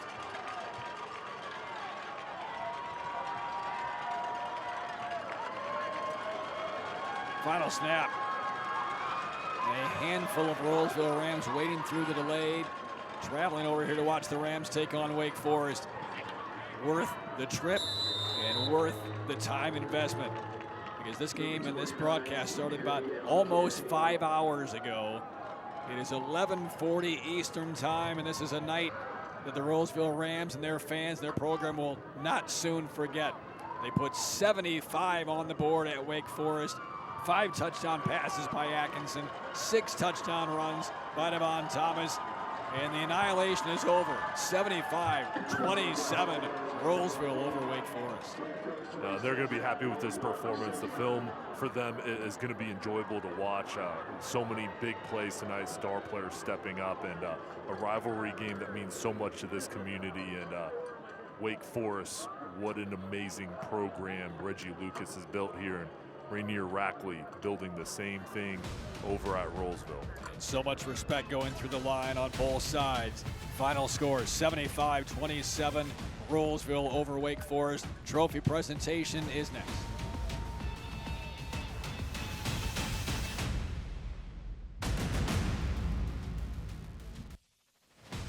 A long night in Wake Forest has come to a close. Rolesville handily 75-27 win over Wake Forest. Patrick Keenis, Jason Halter up in the booth.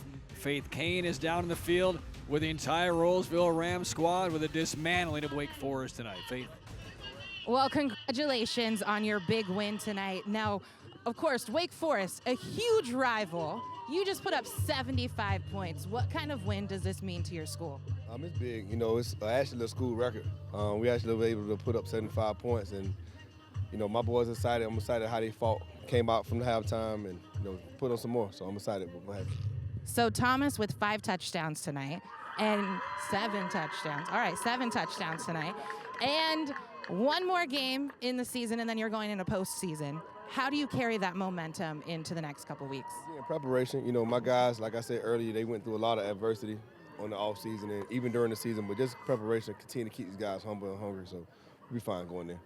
All right, well, thank you, Coach. I'm going to go ahead and hand this over. Go ahead and celebrate with your team, and back to you in the booth.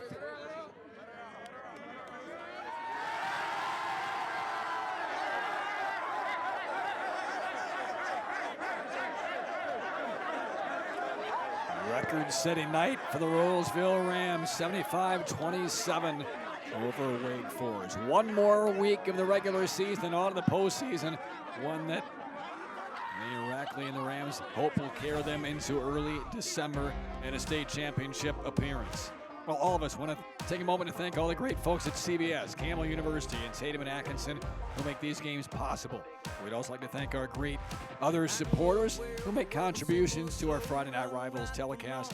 Performance Ford and Performance Chrysler, Dodge, Jeep, and Ram.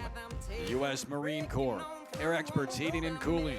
The U.S. Army, NC Assist, Drive Shack, the U.S. Navy, and the United States Air Force Reserves. We would also like to thank tonight's participating high schools and their administrators for their support, Rolesville and right here at Wake Forest. Next week, it's the regular season finale, Leesville Road and Cardinal Gibbons. So for our entire crew, Faith Kane down in the field, my partner Jason Halter, Patrick Keenis at 20% vocal abilities. Thank you for tuning in. A long night, a record-setting historic night for the Rolesville Rams. 75-27 Rams over Wake Forest. Good night from Wake Forest High School.